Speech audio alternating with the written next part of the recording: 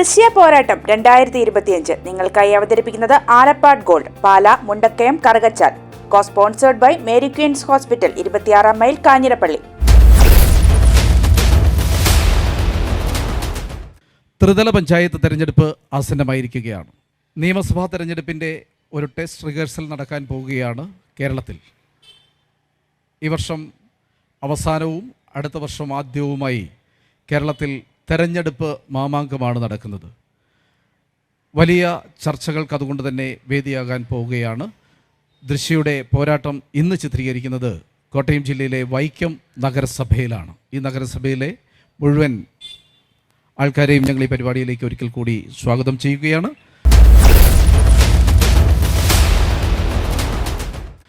പ്രേക്ഷകർക്കായി നമ്മളുടെ വിശിഷ്ടാതിഥികളായി പങ്കെടുക്കുന്നവരെ ഞാനൊന്ന് പരിചയപ്പെടുത്താം. വൈക്കം നഗരസഭയുടെ ബഹുമാന്യയായ ചെയർപേഴ്സൺ പ്രീത രാജേഷ്, സ്വാഗതം. LDFനെ പ്രതികരിച്ച് സുജിൻ, സ്വാഗതം. UDFനെ പ്രതികരിച്ച് സുഭാഷ്, സ്വാഗതം. NDAയെ പ്രതികരിച്ച് മഹേഷ്, സ്വാഗതം. കൂടാതെ വൈക്കത്തെ വോട്ടർമാരും ഈ പരിപാടിയിൽ പങ്കെടുക്കുന്നുണ്ട്. ഒരിക്കൽ കൂടി എല്ലാവരെയും സ്വാഗതം ചെയ്തുകൊണ്ട് നമുക്ക് ആരംഭിക്കാം. കഴിഞ്ഞ 5 വർഷക്കാലം ചരിത്രത്തിൻ്റെ മണ്ണിൽ നിന്ന് വൈക്കം ഒട്ടനവധി കഥ പറയാനുള്ള വൈക്കമാണ്. ആ വൈക്കത്തിൻ്റെ മണ്ണിൽ കഴിഞ്ഞ 5 വർഷം നടന്ന വികസന പ്രവർത്തനങ്ങളെക്കുറിച്ച് ചെയർപേഴ്സൺ ചെറുതായിട്ടൊന്ന് വിശദീകരിക്കണം. നമ്മൾ വൈക്കം നഗരസഭ UDF കൗൺസിൽ 5 വർഷം പൂർത്തീകരിക്കുന്ന ഈ വേളയിൽ നമ്മൾ വൈക്കം നഗരസഭയിൽ ചെയ്ത പ്രവൃത്തികളെക്കുറിച്ച് ഉള്ള ഒരു അവലോകനം തന്നെയാണിത്. തീർച്ചയായും ജനങ്ങളുടെ ആവശ്യങ്ങൾക്കനുസരിച്ച് പ്രവർത്തിക്കാൻ UDF അന്ന് തന്ന പത്രികയ്ക്കനുസരിച്ച് പ്രവർത്തിക്കാൻ ഞങ്ങൾക്ക് കഴിഞ്ഞിട്ടുണ്ട് എന്ന് തന്നെയാണ് ഞങ്ങൾ വിശ്വസിക്കുന്നത്. ഞങ്ങൾ ഭൂരിപക്ഷം ഇല്ലാതിരുന്നിട്ട് പോലും എല്ലാവരും 10-10 LDF UDF 2 സ്വതന്ത്രരും അതോടൊപ്പം 4 BJP കൗൺസിലർമാരുമായിട്ട് തുടങ്ങിയ ഈ കൗൺസിൽ ഇന്ന് വലിയ കുഴപ്പങ്ങളൊന്നും ഇല്ലാതെ തന്നെ ഞങ്ങൾ ഏറ്റവും നല്ല രീതിയിൽ തന്നെയാണ് ഇവിടെ എല്ലാ പ്രവൃത്തികളും ചെയ്തിരിക്കുന്നത്. നമുക്കറിയാം, നമ്മുടെ നാടിൻ്റെ ഏറ്റവും വലിയ ആവശ്യം എന്നുള്ളത്, ഒരു ജനങ്ങളുടെ ഏറ്റവും വലിയ ആവശ്യം കുടിവെള്ളം എന്നുള്ളതാണ്. നമ്മൾ ആ കുടിവെള്ള പദ്ധതി നമ്മളെല്ലാ വീട്ടിലും തന്നെ 1032 വീടുകളിൽ ഇപ്പോൾ കുടിവെള്ളം എത്തിച്ചു കഴിഞ്ഞിരിക്കുന്നു. ഇനി 117 വീട് കൂടെ കൊടുക്കുമ്പോൾ തീർച്ചയായും വൈക്കം നഗരത്തിലെ മുഴുവൻ വീടുകൾക്കും കുടിവെള്ളം എത്തിക്കാൻ നമുക്ക് കഴിയുന്നു. APL BPL ഭേദമന്യേ എല്ലാവർക്കും തന്നെ കൊടുക്കാൻ കഴിഞ്ഞു. ഇതിൽ 6.62 കോടി രൂപയാണ് നമുക്ക് ചിലവായത്. അത് അമൃത് പദ്ധതിയിൽപ്പെടുത്തിയാണ് നമ്മളത് ചെയ്തിരിക്കുന്നത്. അതോടൊപ്പം തന്നെ നമുക്കറിയാം, വൈക്കത്ത് ഏറ്റവും കൂടുതൽ കുടിവെള്ള ക്ഷാമവും നേരിടാറുണ്ട് ഇടയ്ക്കിടയ്ക്ക് വേനൽക്കാലത്ത്. അതിൽ നമുക്ക് ആകെ കിട്ടുന്നത് 2 ml വെള്ളം. ഈ 2 ml വെള്ളം കൊണ്ട് നമ്മുടെ ജനങ്ങൾക്കുള്ള ആവശ്യം തികയാത്തത് കൊണ്ട് തന്നെ നമ്മൾ മേവള്ളൂരിൽ ഒരു പ്ലാന്റ് തുടങ്ങാനും അത് വൈക്കത്തിന് മാത്രമായിട്ടൊരു പ്ലാന്റ് സ്ഥാപിക്കാനും അതിനെ നമുക്ക് 8.86 കോടി രൂപയോളം ഇപ്പോൾ കിട്ടിയിട്ടുണ്ട്. അമൃതിൽ തന്നെയാണ് അത് പെടുത്തിയിരിക്കുന്നത്. അത് നമുക്ക് ഏറ്റവും നന്നായിട്ട് അത് ചെയ്യാൻ പറ്റി. ഇപ്പം നമ്മൾ ടെൻഡർ നടപടികളിലേക്ക് കടന്നിരിക്കുകയാണ്. തീർച്ചയായും അതിൻ്റെ നടപടികൾ പൂർത്തീകരിക്കുന്നതാണ്. അടുത്ത കാലയളവിൽ തന്നെ അത് പൂർത്തീകരിക്കും. അതോടൊപ്പം തന്നെ 7.5 ലക്ഷം ലിറ്ററിൻ്റെ ഒരു വാട്ടർ ടാങ്ക് അത് നമുക്ക് അമൃതിൽപ്പെടുത്തി കിട്ടിയിട്ടുണ്ട്. അത് 7.56 കോടി രൂപയ്ക്കാണ് കിട്ടിയിരിക്കുന്നത്. അതിൻ്റെ നടപടിയും ടെൻഡർ നടപടികളിലേക്ക് കടന്നിരിക്കുകയാണ്. അതോടൊപ്പം തന്നെ വൈക്കത്തിൻ്റെ വെള്ളത്തിൻ്റെ ആവശ്യമായ എല്ലാ കാര്യങ്ങളും അതോടുകൂടി നമുക്ക് എല്ലായിടത്തും കിട്ടും. അതോടൊപ്പം തന്നെ വെള്ളം വെറുതെ പാഴാക്കി കളയുന്ന കുറേ പൊതുട്ടാപ്പുകൾ നമുക്കുണ്ടായിരുന്നു. നമുക്കറിയാം, പൊതുട്ടാപ്പുകൾ വെറുതെ വെള്ളം പാഴായി അത് മുഴുവൻ തന്നെ ആവശ്യമായതൊക്കെ നിലനിർത്തിക്കൊണ്ട് ബാക്കിയെല്ലാം അത് കളയാൻ നമ്മൾ കൗൺസിൽ തീരുമാനമെടുത്ത് കൗൺസിലിന് കൊടുക്കുകയും ചെയ്തിട്ടുണ്ട്. അതോടൊപ്പം തന്നെ നമ്മുടെ വിദ്യാഭ്യാസം, സ്കൂളുകളെ നമുക്ക് വൈക്കത്തിന് 5 വർഷം മുൻപ് നമ്മൾ വൈക്കത്തിലെ പൊതുമേഖലാ സ്കൂളുകളിൽ പൊതുവിദ്യാലയങ്ങളിൽ ചെന്നാൽ കാണുന്ന സ്കൂളുകളല്ല ഇന്ന്. അത് ഏത് സ്കൂളെടുത്ത് മാറ്റിയാലും നല്ല രീതിയിൽ തന്നെ നമ്മൾ അതിന് പൈസ ചെലവഴിക്കുകയും അതോടൊപ്പം തന്നെ അവരുടെ ഭൗതിക സാഹചര്യങ്ങളും മാറ്റം വരുത്തുകയും ചെയ്തിട്ടുണ്ട്.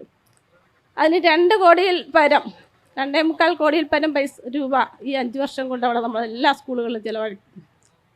സ്കൂളിൽ ചുറ്റുമതിൽ മറ്റുള്ള കാര്യങ്ങളും അതുപോലെ ലാപ്ടോപ്പ് അങ്ങനെ കുട്ടികൾക്ക് അതോടൊപ്പം തന്നെ പ്രഭാത ഭക്ഷണം ഉൾപ്പെടെയുള്ള പുതിയ പദ്ധതികളും നമുക്ക് സ്കൂളുകളിൽ ചെയ്യാൻ പറ്റിയിട്ടുണ്ട്. സ്കൂളിൻ്റെ വികസനത്തിന് വേണ്ട എല്ലാ കാര്യത്തിനും 5 വർഷം നമുക്ക് കൂടെ നിൽക്കാൻ പറ്റിയിട്ടുണ്ട്. ഏറ്റവും ഭംഗിയായിട്ട് അത് ചെയ്യാനും പറ്റിയിട്ടുണ്ട്. അതുകൂടാതെ നമുക്ക് ആരോഗ്യരംഗം പറയുമ്പോൾ നമ്മളെ സംബന്ധിച്ച് വൈക്കം താലൂക്ക് ആശുപത്രി ആണേലും അന്തർദേശീയ നിലവാരത്തിലേക്ക് നമ്മുടെ ആശുപത്രി ഉയർത്താൻ നമുക്ക് കഴിഞ്ഞിട്ടുണ്ട്. അതോടൊപ്പം തന്നെ 2 ഹെൽത്ത് അർബൻ ഹോസ്പിറ്റൽ തുടങ്ങി. അത് ഏറ്റവും നല്ല രീതിയിൽ തന്നെ നടക്കുകയാണ്. വൈക്കത്ത് തന്നെയാണ് ഏറ്റവും നന്നായിട്ടാണ് നടക്കുന്നത്. കാരണം 100-ൽ പരം രോഗികൾ ഒരു ദിവസമുണ്ട്. ആ 2 വാർഡിലായിട്ട് അത് നന്നായിട്ട് നടക്കാൻ നമുക്ക് സാധിച്ചു. അതോടൊപ്പം തന്നെ ആശുപത്രികളിലെ കാര്യം പറയുകയാണെങ്കിൽ ഒരു ഡയാലിസിസ് യൂണിറ്റ് നമുക്ക് MLA ഫണ്ട് വെച്ച് തന്നിട്ടുണ്ടെങ്കിൽ അതിൻ്റെ പ്രവർത്തനങ്ങളൊക്കെ തന്നെ നമ്മൾ തന്നെയാണ് ചെയ്യേണ്ടത്. അതിന് വർഷത്തിൽ 30 ലക്ഷത്തിൽ പരം രൂപയാണ് ഒരു വർഷം മുനിസിപ്പാലിറ്റി ചിലവാക്കുന്നത്. ഇപ്പം 3ാമത്തെ ഷിഫ്റ്റ് തുടങ്ങാനുള്ള എല്ലാ നടപടികളും നമ്മൾ നടത്തിയിട്ടുണ്ട്. അതോടൊപ്പം പാലിയേറ്റീവ്, ബയോമിത്ര അങ്ങനെയുള്ള എല്ലാ പ്രവർത്തനങ്ങളും എല്ലാ കാര്യങ്ങളും നമ്മൾ ചെയ്യാൻ ഏറ്റവും ഭംഗിയായിട്ട് തന്നെ നിർവഹിക്കുന്ന ഹോസ്പിറ്റലാണ് നമ്മുടെ ഹോസ്പിറ്റൽ. അതുകൊണ്ട് തന്നെയാണ് ആർദ്രം പുരസ്കാരം 2 തവണ നമുക്ക് കിട്ടിയത്. അതോടൊപ്പം തന്നെ നമുക്ക് പറയുകയാണെങ്കിൽ ആയുർവേദ ആശുപത്രി, അവിടെ പാലിയേറ്റീവ് ഉൾപ്പെടെ നമുക്ക് തുടങ്ങാൻ പറ്റി. പിന്നെ നാമിൽപ്പെടുത്തി 1 കോടി രൂപയിൽപ്പെടുത്തി അവിടെ OP പിന്നെ ഹാള് നമുക്ക് കെട്ടിടം നിർമ്മിക്കുന്നു. ഇതെല്ലാം നമ്മുടെ ഈ കാലത്തുണ്ടായ നമ്മുടെ ഒരു പ്രയോജനം തന്നെയാണ്. ജനങ്ങൾക്ക് പ്രതിപക്ഷ പ്രതിനിധി അബിത രാജേഷ് എത്തിയിട്ടുണ്ട്. സ്വാഗതം. പ്രസിഡന്റ്, ലോകം ശ്രദ്ധിക്കുന്ന ഒരു സ്ഥലമാണ് വൈക്കം എന്ന് ഞാൻ ആദ്യം തന്നെ സൂചിപ്പിക്കുകയുണ്ടായി. വൈക്കത്തിൻ്റെ ഒരു ടൗൺഷിപ്പിന് വേണ്ടി എന്തെങ്കിലും ചെയ്യാൻ ഈ നഗരസഭയ്ക്ക് കഴിഞ്ഞു? നമ്മൾ വൈക്കത്തിന് വെസ്റ്റ് നട പ്ലാൻ ഇപ്പം നമ്മൾ തയ്യാറാക്കി കൊടുത്തിട്ടുണ്ട്. അതോടൊപ്പം തന്നെ ഇപ്പം മാസ്റ്റർ പ്ലാനിൻ്റെ മാറ്റം വരുത്തി ഇപ്പം അത് കൊടുത്തു. അതിൻ്റെ നടപടി നടന്നുകൊണ്ടിരിക്കുകയാണ്. ഇത് ബോട്ട് ജെട്ടിയുടെ ഏറിയയിലേക്ക് പോകുന്നതോ അല്ലേ? ഇതിൻ്റെ ഒരു പരിസര പ്രദേശങ്ങളും ഒക്കെ കാണുമ്പോൾ നഗരസഭ എത്രത്തോളം ഇടപെടുന്നുണ്ട് എന്ന് ഞങ്ങൾക്ക് തന്നെ തോന്നിപ്പോവുകയാണ്. എങ്ങനെയാണ് ഈ കാര്യങ്ങളെ ചെയർപേഴ്സൺ എന്നുള്ള നിലയിൽ നോക്കാം? നമ്മൾ ഈ സ്ഥലം വൈക്കം മുനിസിപ്പാലിറ്റിയുടെ സ്ഥലമാണ്. പക്ഷേ എന്നാലും നമ്മളെ സംബന്ധിച്ച് നമ്മളെ ഏറ്റവും ഭംഗിയായിട്ട് കൊണ്ടു നടക്കുന്നതാണ്. വൃത്തിയുടെ കാര്യത്തിൽ, ശുചിത്വത്തിൻ്റെ കാര്യത്തിൽ ഏറ്റവും നല്ല രീതിയിൽ പോകുന്ന ഒരു മുനിസിപ്പാലിറ്റിയാണ്. നമുക്ക് ശുചിത്വത്തിന് അവാർഡുകൾ ഉൾപ്പെടെ കിട്ടിയ ഒരു മുനിസിപ്പാലിറ്റിയാണ്. പക്ഷേ നമ്മുടെ ഇവിടുത്തെ ഈ പറഞ്ഞ പോലെ കുറേ കടകളും ഒക്കെ ഉള്ളത് കാരണം വേസ്റ്റ് കൊണ്ടുപോയി തള്ളുന്നുണ്ട് ഇവിടെ. പക്ഷേ ഏറ്റവും നല്ല രീതിയിൽ തന്നെ ഞങ്ങളത് പരിപാലിക്കുന്നുണ്ട്. ഇത് കേസിൽ ഉൾപ്പെട്ട ഒരു സ്ഥലമാണ്. നമ്മളുടെ അത് നമുക്ക് വിട്ട് കിട്ടുന്ന നിലപാടിലേക്ക് പോയിക്കൊണ്ടിരിക്കുകയാണ്. ഓക്കെ, വീണ്ടും ചെയർപേഴ്സണിലേക്ക് ഞാൻ വരാം. ശ്രീ അബിത രാജേഷ്, വലിയ വികസന പ്രവർത്തനങ്ങൾ കഴിഞ്ഞ 5 വർഷക്കാലം കൊണ്ട് നടത്തുവാൻ കഴിഞ്ഞു എന്നാണ് ചെയർപേഴ്സൺ ഇവിടെ അവകാശപ്പെട്ടത്. എങ്ങനെ നോക്കിക്കാണുന്നു കഴിഞ്ഞ 5 വർഷക്കാലത്തെ? കഴിഞ്ഞ 5 വർഷക്കാലം കൊണ്ട് വൈക്കത്തെ 25 വർഷം പിന്നോട്ടടിക്കുന്ന ഒരു ഭരണമാണ് കഴിഞ്ഞ 5 വർഷക്കാലം കൊണ്ട് UDFിൻ്റെ നേതൃത്വത്തിൽ വൈക്കത്ത് നടന്നു വരുന്നത്.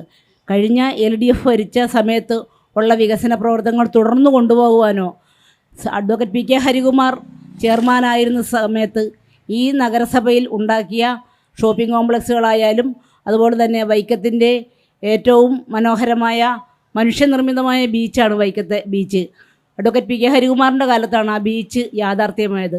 അതുപോലെ തന്നെ ഇന്ന് കാണുന്ന 2 ഷോപ്പിംഗ് കോംപ്ലക്സുകൾ, അതുപോലെ തന്നെ ടൗൺ ഹാള്, കോവിലോത്തുംകടവും മത്സ്യ മാർക്കറ്റ്, ഇതെല്ലാം ഇന്ന് വളരെയധികം ശോചനീയമായ ഒരവസ്ഥയിലാണ് ഇന്ന് മുന്നോട്ട് പോകുന്നത്. അതൊന്നും കഴിഞ്ഞ കൗൺസിലിൻ്റെ കോവിഡിൻ്റെ സമയത്ത് വരെയും ആ മത്സ്യ മാർക്കറ്റ് പ്രവർത്തിച്ചിരുന്നതാണ്. അതുപോലെ തന്നെ ടൗൺ ഹാള് എല്ലാം. പക്ഷേ ഇതൊന്നും നല്ല നിലയിൽ ഈ കൗൺസിൽ വന്നതിന് ശേഷം ഇതൊന്നും നല്ല നിലയിൽ മുൻപോട്ട് കൊണ്ടുപോകാനായിട്ട് ഈ കൗൺസിലിന് സാധിച്ചിട്ടില്ല.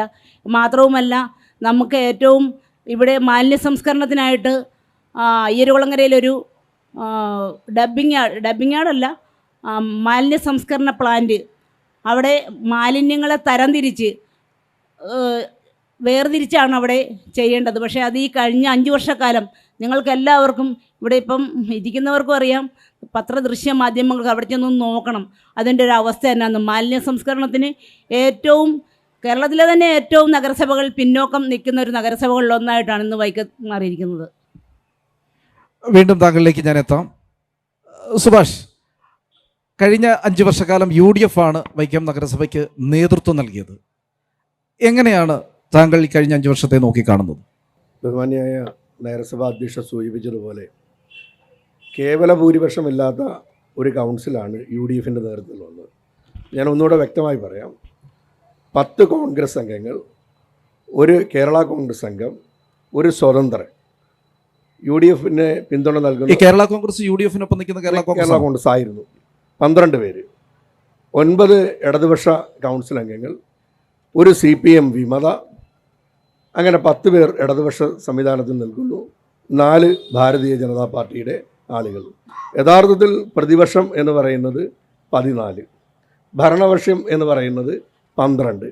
അങ്ങനെയുള്ള ഒരു കൗൺസിൽ 5 വർഷക്കാലം ഇത്രയേറെ വികസന പ്രവർത്തനങ്ങൾ നടപ്പാക്കാൻ സാധിച്ചുവെങ്കിൽ UDFിൻ്റെ ദീർഘവീക്ഷണത്തോടു കൂടി നഗരസഭാ അധ്യക്ഷന്മാരെ നിശ്ചയിക്കുകയും അവർ UDF സംവിധാനത്തിനനുസൃതമായി കൃത്യമായി നടപ്പിലാക്കിയ പദ്ധതികളുടെ ജനവിശ്വാസത്തിലെടുത്തും ഈ പറയുന്ന പ്രതിപക്ഷ അംഗങ്ങൾ എന്ന് പറയുന്ന ഭൂരിപക്ഷം വരുന്ന 14 പേരുടെയും പിന്തുണയോടുകൂടിയാണ് ഈ 5 വർഷക്കാലവും ഈ UDF സംവിധാനം നിലനിർത്തിക്കൊണ്ട് ഈ നാടിൻ്റെ വികസന പ്രക്രിയയ്ക്ക് പോകുന്നത്. പലപ്പോഴും പല വിട്ടുവീഴ്ചകൾ കൗൺസിലിന് വേണ്ടി ചെയ്യേണ്ടി വന്നിട്ടുണ്ട്. പലപ്പോഴും വികസന പ്രക്രിയയിൽ ഭാരതീയ ജനതാ പാർട്ടിയുടെ സഹായം കിട്ടിയിട്ടുണ്ട്, CPMൻ്റെ സഹായം കിട്ടിയിട്ടുണ്ട്. ഭാരതീയ ജനതാ പാർട്ടിയും UDFും കൂടെ അഡ്ജസ്റ്റ്മെന്റ് ആയിരുന്നു? ഒന്നുമല്ല, ഞാൻ കൃത്യമായി പറയുകയല്ലേ. താങ്കളാണ് പറഞ്ഞപ്പോ അവിടെ ഒരു വികസന പ്രക്രിയ വന്നു കഴിഞ്ഞാൽ ഭാരതീയ ജനതാ പാർട്ടിയുടെ അംഗങ്ങളായ 4 പേരുടെ ഉണ്ടായി. ചില വിഷയങ്ങളിൽ CPM അംഗങ്ങളുടെ പിന്തുണ ഉണ്ടായിട്ടുണ്ട്, ചില സമയങ്ങളിൽ CPI അംഗങ്ങളുടെ പിന്തുണ ഉണ്ടായിട്ടുണ്ട്, ചില സന്ദർഭങ്ങളിൽ ഇവർ 14 പേരും ഒന്നിച്ചു നിന്ന് എതിർക്കുന്ന ഘട്ടവും ഉണ്ടായിട്ടുണ്ട്. അത് ഏത് വിഷയങ്ങളിലാണ്? MLA കൊണ്ടുവരുന്ന, യഥാർത്ഥത്തിൽ വരുന്ന ഇടതുപക്ഷ ജനാധിപത്യ മുന്നണി ഇവിടെ ഗവൺമെൻറ് കൊണ്ടുവന്നിരുന്ന പദ്ധതികളെ ഇവർ 14 പേരും ചേർന്ന് എതിർത്തുന്ന ഘട്ടങ്ങൾ ഉണ്ടായിട്ടുണ്ട്. പക്ഷേ അതിനകത്തും MLA കൊണ്ടുവന്ന പദ്ധതിയിൽ പലപ്പോഴും ഭാരതീയ ജനതാ പാർട്ടി UDFിനോടൊപ്പം നിൽക്കുന്ന ഘട്ടമാണ്. അതിൻ്റെ ഏറ്റവും വലിയ ഉദാഹരണമാണ് ഇന്ന് കിഴക്കേ നടയിൽ നടക്കുന്ന തിയേറ്ററിനകത്ത് CPM കൗൺസിലിനകത്ത് തന്നെ വോട്ടെടുപ്പിലൂടെ പരാജയപ്പെടുത്തുവാൻ നോക്കിയ ആളുകളാണ് കേരള കോൺഗ്രസ് എമ്മിൻ്റെ ആൾ ഉൾപ്പെടെ. അവിടെ CPIയുടെ UDFിനോടൊപ്പം നിൽക്കുന്ന ഒരു കാലഘട്ടം ഉണ്ടായി. അപ്പോൾ UDF എന്ന് പറയുന്നത് നാടിൻ്റെ വികസന പ്രക്രിയയിൽ നമ്മുടെ നാട്ടിലെ സർക്കാർ അനുവദിക്കുന്ന കേന്ദ്രാവിഷ്കൃത പദ്ധതികളായാലും സ്റ്റേറ്റ് ആവിഷ്കൃത പദ്ധതികളായാലും നഗരസഭാ കൗൺസിലിൻ്റെ പദ്ധതികളാണെങ്കിലും അവയെല്ലാം കൂട്ടി യോജിപ്പിച്ചുകൊണ്ട് ജനങ്ങൾക്ക് ഉപകാരപ്രദമാകുന്ന പദ്ധതികളിലേക്കാണ് നാം പലപ്പോഴും മുന്നോട്ട് പോയിക്കൊണ്ടിരിക്കുന്നത്. ഓക്കെ സുജിൻ, UDFിൻ്റെ വാദഗതികൾ കേട്ട് കാണൂ. MLA കൊണ്ടുവരുന്ന പദ്ധതികൾ, LDFിൻ്റെ MLA ആണ് ഇവിടെ ഉള്ളത്. ആ MLA കൊണ്ടുവരുന്ന പദ്ധതികളെ പോലും തുരങ്കം വെക്കുന്ന രീതിയിലാണ് നിങ്ങൾ പ്രവർത്തിച്ചതെന്ന് പറയുന്നു. അതുകൂടാതെ LDFിനകത്ത് യോജിപ്പില്ലാത്ത ചില സമയങ്ങളും ഉണ്ടായിട്ടുണ്ടെന്ന് സൂചിപ്പിക്കുന്നു. എങ്ങനെ കാണുന്നു? ഈ നാടിന് പച്ച നുണ പറയാൻ എങ്ങനെ ഒരു നഗരസഭയുടെ ഉപാധ്യക്ഷന് കഴിയുന്നു എന്നത് ഇവിടെ എല്ലാവർക്കും ബോധ്യമാവും. കഴിഞ്ഞ നഗരസഭ, ഇപ്പം നിലവിൽ ഭരിക്കുന്നതല്ല, ഇതിന് തൊട്ട് മുമ്പുള്ള നഗരസഭ ഭരിച്ചത് ഇടതുപക്ഷ ജനാധിപത്യ മുന്നണിയുടെ നേതൃത്വത്തിലുള്ള കൗൺസിലാണ്. അതിൽ CPMൻ്റെ ഇപ്പോഴത്തെ ഏരിയ സെക്രട്ടറി സഖാവ് P ശശിധരൻ നഗരസഭയുടെ ചെയർമാൻ ആയിരിക്കുമ്പോൾ ബഹുമാന്യപ്പെട്ട നമ്മളുടെ ചലച്ചിത്ര കോർപ്പറേഷനാണ് ഇവിടെ ഒരു തിയേറ്റർ പണിയാൻ വേണ്ടി അനുവദിക്കണം എന്ന് പറഞ്ഞ് ശുപാർശ നൽകുകയും അതിൻ്റെ പ്രവർത്തനം തുടങ്ങിയത്. എന്ന് വെച്ചാൽ CPIഎമ്മും ഇടതുപക്ഷവും ഒന്നിച്ച് കൈകോർത്ത് നിന്നുകൊണ്ട് ഇടതുപക്ഷ സർക്കാരിൻ്റെ ഭാഗമായുള്ള ഫിലിം കോർപ്പറേഷൻ്റെ ഫണ്ട് വാങ്ങിക്കൊണ്ട് വൈക്കം മുനിസിപ്പാലിറ്റിയുടെ ഉടമസ്ഥതയിലുള്ള കുറച്ച് സ്ഥലം വിട്ടുകൊടുത്തുകൊണ്ട് വൈക്കത്തിൻ്റെ കിഴക്കേ നടയുടെയും ആ പ്രദേശത്തിൻ്റെയും പൊതുവികസനത്തിന് വേണ്ടി കൊണ്ടുവന്നൊരു പരിപാടി. ആ പരിപാടി ഇവിടെ LDF എതിർത്തു എന്ന് പറയുന്നത് തന്നെ എത്ര വലിയ വിഡ്ഢിത്തരമാണ്. ഇതെല്ലാം ചരിത്രത്തിൽ നിൽക്കുകയല്ലേ, കണക്കുകൾ നിൽക്കുകയല്ലേ, കാലം നിൽക്കുകയല്ലേ, പ്രവർത്തനം നടക്കുകയല്ലേ, അതിൻ്റെ നിർമ്മാണ പ്രവർത്തനങ്ങൾ പൂർത്തീകരിക്കുകയല്ലേ. ഇങ്ങനെ എന്തിനാണ് സ്വന്തം വീടിരിക്കുന്ന പ്രദേശത്ത് വരുന്ന ഒരു ചെറിയ വികസന പ്രവർത്തനത്തെ തൻ്റേതാക്കാൻ വേണ്ടി ഇത്ര കളവ് പറയാവൂ? ഇത്ര ആളുകളെല്ലാം കേട്ട് നിൽക്കുകയല്ലേ. അതുപോലെ തന്നെ ഇവിടെ ബഹുമാനപ്പെട്ട നഗരസഭയുടെ ചെയർപേഴ്സണും അതുപോലെ തന്നെ വൈസ് ചെയർപേഴ്സണും ഒക്കെ പറഞ്ഞു ഇവിടെ നദിയിലൂടെ ഒഴുകുന്നത് പാലും തേനും അല്ലാത്തതെല്ലാം ഇവിടെ ചെയ്തു. ഇവിടെ നിൽക്കുന്ന സ്ഥലത്തിൻ്റെ നാറ്റം ഒന്ന് മാറണമെന്നാണ് ബഹുമാനപ്പെട്ട അവതാരകൻ തന്നെ ചോദിക്കേണ്ടി വരുന്നൊരു സ്ഥിതി വരിക. അതാണ് ഇവിടുത്തെ ഒരു സ്ഥിതി. ഈ മാലിന്യങ്ങൾ കൊണ്ടുചെന്നിടുന്ന ആ 11-ാം വാർഡിലെ, പഴയ 11-ാം വാർഡ്, ഇപ്പോൾ 13-ാം വാർഡിലെ മാലിന്യ സംസ്കരണ പ്ലാന്റ് ഉണ്ട്. അവിടെ കഴിഞ്ഞ സമയത്ത് തുമ്പൂർമഴി പ്ലാന്റ്, അതുപോലെ തന്നെ പ്ലാസ്റ്റിക് ഡിവൈഡ് ചെയ്യുന്ന ഷെഡിങ് യൂണിറ്റ്, അതുപോലെ തന്നെ പ്ലാസ്റ്റിക് പൊടിക്കുന്ന മെഷീനുകൾ എല്ലാം കൊണ്ടുവന്ന് പ്രവർത്തനം തുടങ്ങി. അതെല്ലാം ഇവിടെ നിന്ന് കാര്യക്ഷമമായി പോയിരുന്നതാണ്. എന്നാൽ ഈ നഗരസഭാ കൗൺസിൽ അധികാരത്തിലേറിയതിനു ശേഷം അതൊന്നും തിരിഞ്ഞു നോക്കിയില്ല. ഒടുവിലൊന്ന് നോക്കണം, ഇവിടെ ഈ മാലിന്യ സംസ്കരണം ഗംഭീരമായി നടത്തുന്നു എന്ന് പറയുന്ന ഇവർ നോക്കണം.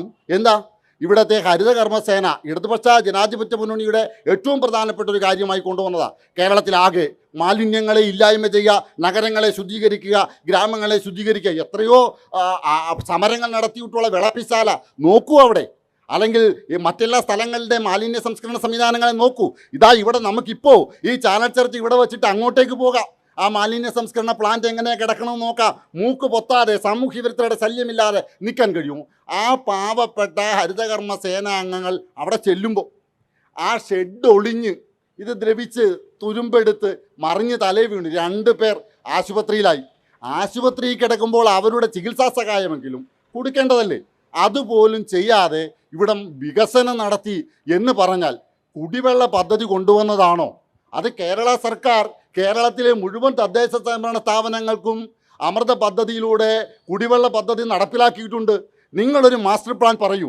ഏതെങ്കിലും വൈക്കം ഗവൺമെൻറ് താലൂക്ക് ആശുപത്രി പുതിയ കെട്ടിടം പണിയാൻ പോകുന്നു, അവിടെ മോഡേണൈസേഷൻ നടക്കാൻ പോകുന്നു. ഇതാ ജനുവരിയിലോ അല്ലെങ്കിൽ ഫെബ്രുവരിയിലോ ആ പുതിയ ഹോസ്പിറ്റൽ ഉദ്ഘാടനം ചെയ്യപ്പെടും ആധുനിക സൗകര്യങ്ങളോടുകൂടി. ഒരു തർക്കവുമില്ല. അതിന് വൈക്കം മുനിസിപ്പാലിറ്റി ഞങ്ങളുടെ ആ പ്രദേശത്താണ് ഇരിക്കുന്നത് എന്ന് പറഞ്ഞതുകൊണ്ട് നെളിഞ്ഞാൽ എന്ത് കഥയാ ഉണ്ടാകുക? അതിനകത്ത് നിങ്ങളുടെ കോൺട്രിബ്യൂഷൻ എന്തുണ്ട് അത് പറയൂ. ആ കോൺട്രിബ്യൂഷൻ നമുക്കിവിടെ ചർച്ച ചെയ്യാം. അവിടുത്തെ ആരോഗ്യ മേഖലയുടെ ക്ലീനിങ്ങിന് വേണ്ടി ഞങ്ങൾ ഇത്ര രൂപ പ്ലാൻ ഫണ്ടിൽ വെക്കുന്നുണ്ട്, തർക്കമില്ല, നമുക്ക് ചർച്ച ചെയ്യാം. എത്രയോ വട്ടം നമ്മൾ ഇത്തരം കാര്യങ്ങൾ സംസാരിച്ചിട്ടുണ്ട്.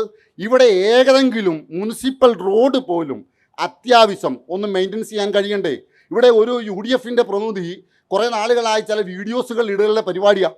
എന്താ, ഒരു നഗരസഭാ കൗൺസിലർ CPIMൻ്റെ ആ കൗൺസിലർക്ക് ചില അസുഖബാധിതയായ ഒരു തിരുവനന്തപുരത്ത് ചികിത്സയ്ക്ക് പോയി.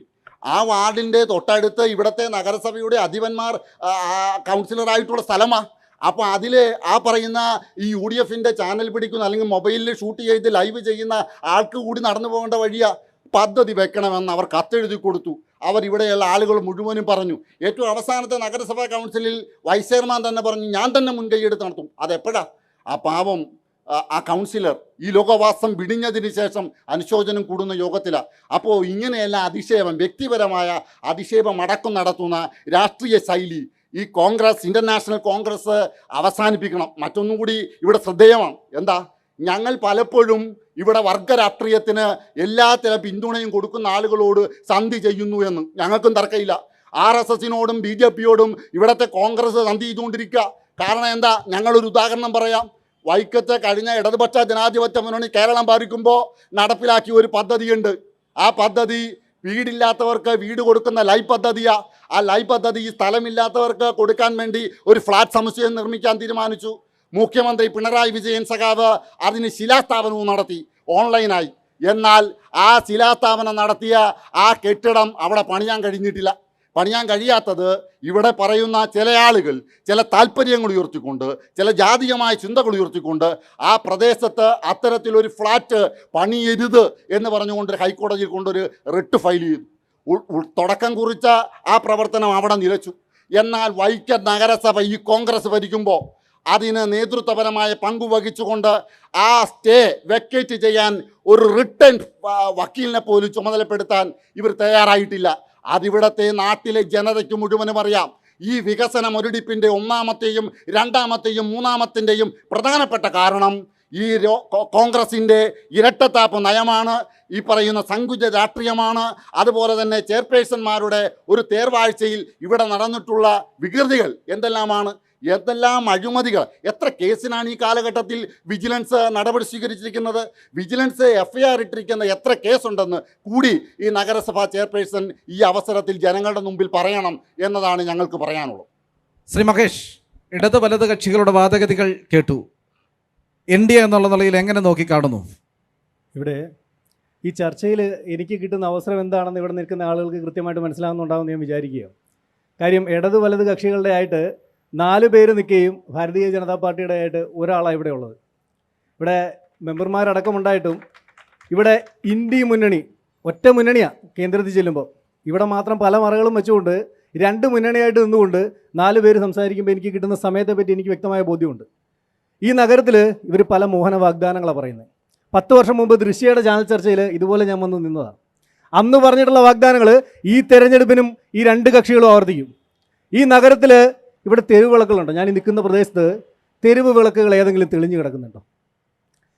ഇവിടെ മാലിന്യ സംസ്കരണത്തെ പറ്റി വാദോരാതെ സംസ്കരിക്കുക. ഈ ഓടയുടെ സ്ലാബ് ഒന്ന് മാറ്റി നോക്കിയാൽ അതിൻ്റെ അടിയിൽ മുഴുവൻ ചെളി അടിഞ്ഞുകൂടി കിടക്കുക. വൈക്കത്തെ ഏറ്റവും വലിയ മാലിന്യ ജലമൊഴുകുന്ന സ്ഥലം ഓടയായത്. ആ ഓടയ്ക്ക് മുകളിലാണ് UDFൻ്റെ ഒരു പ്രമുഖനായിട്ടുള്ള നേതാവിൻ്റെ ബന്ധുവിൻ്റെ കടയിരിക്കുന്നത്. അതുപോലും നടപടിയെടുക്കാനായിട്ട് സാധിക്കാത്ത ആളുകളാണ്. ഇവിടെ സാധാരണക്കാരായിട്ടുള്ള ആളുകളുടെ വൈക്കത്തെ ജീവിതത്തിനൊരു ഉദാഹരണമാണ് എൻ്റെ ഈ വലതുവശത്ത് അടഞ്ഞു കിടക്കുന്ന കട. ഇവിടുത്തെ ഒരു സാധാരണക്കാരനായിട്ടുള്ള കച്ചവടക്കാരനായിരുന്ന അശോകൻ അദ്ദേഹം ആത്മഹത്യ ചെയ്തതാണ്. ഈ കൗൺസിൽ എടുത്ത നടപടിയെ തുടർന്ന് അദ്ദേഹത്തിൻ്റെ കടയിലെ വൈദ്യുതി ബന്ധം വിച്ഛേദിച്ച് മാനസിക വിഷമം മൂലം അദ്ദേഹം ആത്മഹത്യ ചെയ്യേണ്ടേ. ഈ സാഹചര്യത്തിൽ ഇവിടെ സാധാരണക്കാരായിട്ടുള്ള തെരുവോര കച്ചവടക്കാരെ പ്രധാനമന്ത്രി സ്വാനിധി അടക്കമുള്ള പദ്ധതികളിലൂടെ പ്രധാനമന്ത്രി കൈയടിച്ച് ഉയർത്തുന്ന സമയത്ത്, അവർക്ക് വെൻഡിങ് ലൈസൻസ് കൊടുക്കുന്ന സമയത്ത് ഇവിടുത്തെ സാധാരണക്കാരായിട്ടുള്ള തെരുവോര കച്ചവടക്കാരെ ഇവിടെ നിന്ന് ഒഴിപ്പിച്ചതിൻ്റെ ഭാഗമായിട്ടാണ് സ്മിത്ത് ലാൽ എന്ന് പറയുന്ന ഒരു പാവപ്പെട്ട ചെറുപ്പക്കാരൻ 3 ഡയാലിസിസ് വെച്ചിട്ടുണ്ടായിരുന്ന അദ്ദേഹം മരണപ്പെട്ടു പോയത് മനോവിഷമം മൂലം. ആ നാട്ടിലാണ് നമ്മൾ നിൽക്കുന്നത്. ഇവിടെ പറയുന്ന പല മോഹന വാഗ്ദാനങ്ങൾ കേട്ടില്ല. ഇവിടെ ജാതീയമായ ചിന്ത, എൻ്റെ സുഹൃത്ത് സൂചിപ്പിച്ച ജാതീയമായ ചിന്ത എവിടെയാണ് നിൽക്കുന്നത്? ഇവിടുത്തെ മാലിന്യ സംസ്കരണ പ്ലാന്റ് എവിടെയാണ് നിൽക്കുന്നത്? കപ്പോളച്ചിറയിൽ പട്ടികജാതി പട്ടികവർഗ്ഗങ്ങൾ താമസിക്കുന്ന സ്ഥലത്ത്, പട്ടികജാതി വർഗ്ഗങ്ങൾ കൂട്ടത്തോടെ തിങ്ങിപ്പാർക്കുന്ന സ്ഥലത്ത് മാലിന്യ സംസ്കരണ പ്ലാന്റ് മാത്രമേ നിർമ്മിക്കാൻ പറ്റുള്ളൂ എന്ന് തീരുമാനിച്ചതാരാ? ഇവിടെ ഭരിക്കുന്ന ഇടതുപക്ഷവും കോൺഗ്രസും അല്ലേ? 100 വർഷക്കാലമായിട്ട് ആരാ ഇവിടെ ഭരിക്കുന്നത്?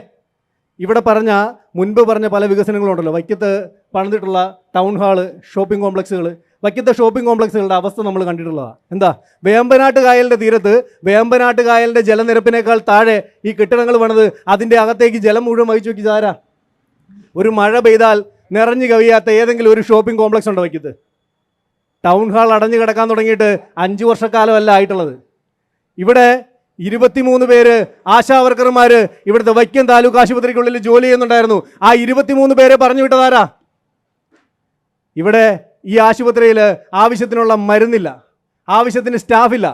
ഈ സ്റ്റാഫൊക്കെ എല്ലാം പിൻവാതിൽ നിയമനങ്ങളാണ്. വൈക്കം നഗരസഭയ്ക്കകത്ത് നമ്മൾ കയറി വന്നു കഴിഞ്ഞാൽ ഫ്രണ്ട് ഓഫീസിൽ ആദ്യം ഇരിക്കുന്നത് പിൻവാതിൽ നിയമനമാണ്, അവസാനം ഇരിക്കുന്ന ആളും പിൻവാതിൽ നിയമനമാണ്. ഇതാണ് ഈ നഗരത്തിൻ്റെ മൊത്തത്തിലുള്ള അവസ്ഥ. പിന്നെ ചെയർപേഴ്സൺ സൂചിപ്പിച്ചതുപോലെ വിവിധങ്ങളായിട്ടുള്ള വികസന പദ്ധതികൾ, ആ പദ്ധതികളെ BJP പിന്തുണയ്ക്കുകയും ചെയ്തിട്ടുണ്ട്. ഏതൊക്കെ പദ്ധതികളാണ്? അമൃത് പദ്ധതി കേന്ദ്ര സർക്കാരിൻ്റെ അഭിമാന പദ്ധതിയാണ്. ഇവിടെ സാധാരണക്കാരന് വീട് കൊടുക്കുന്ന PMAY കേന്ദ്ര സർക്കാരിൻ്റെ അഭിമാന പദ്ധതിയാണ്. ഇവിടെ സാധാരണക്കാരന് വെളിച്ചം കൊടുക്കുന്ന DDUI കേന്ദ്ര സർക്കാരിൻ്റെ പദ്ധതിയാണ്.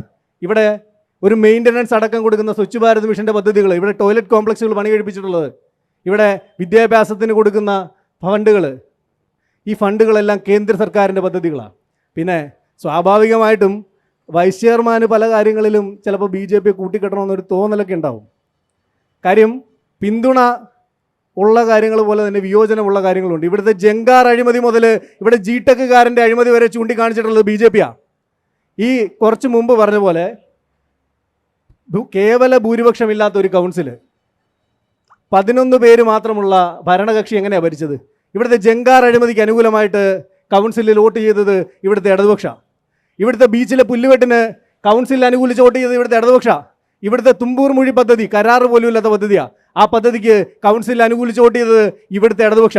ഏറ്റവും അവസാനം ഇവിടുത്തെ വികസന സ്റ്റാൻഡിംഗ് കമ്മിറ്റി ചെയർപേഴ്സൻ്റെ മകൻ്റെ അക്കൗണ്ടിലേക്ക് പണം ഇട്ടതിനെ പോലും അനുകൂലിച്ച ആളുകൾ ഇവിടുത്തെ ഇടതുപക്ഷ.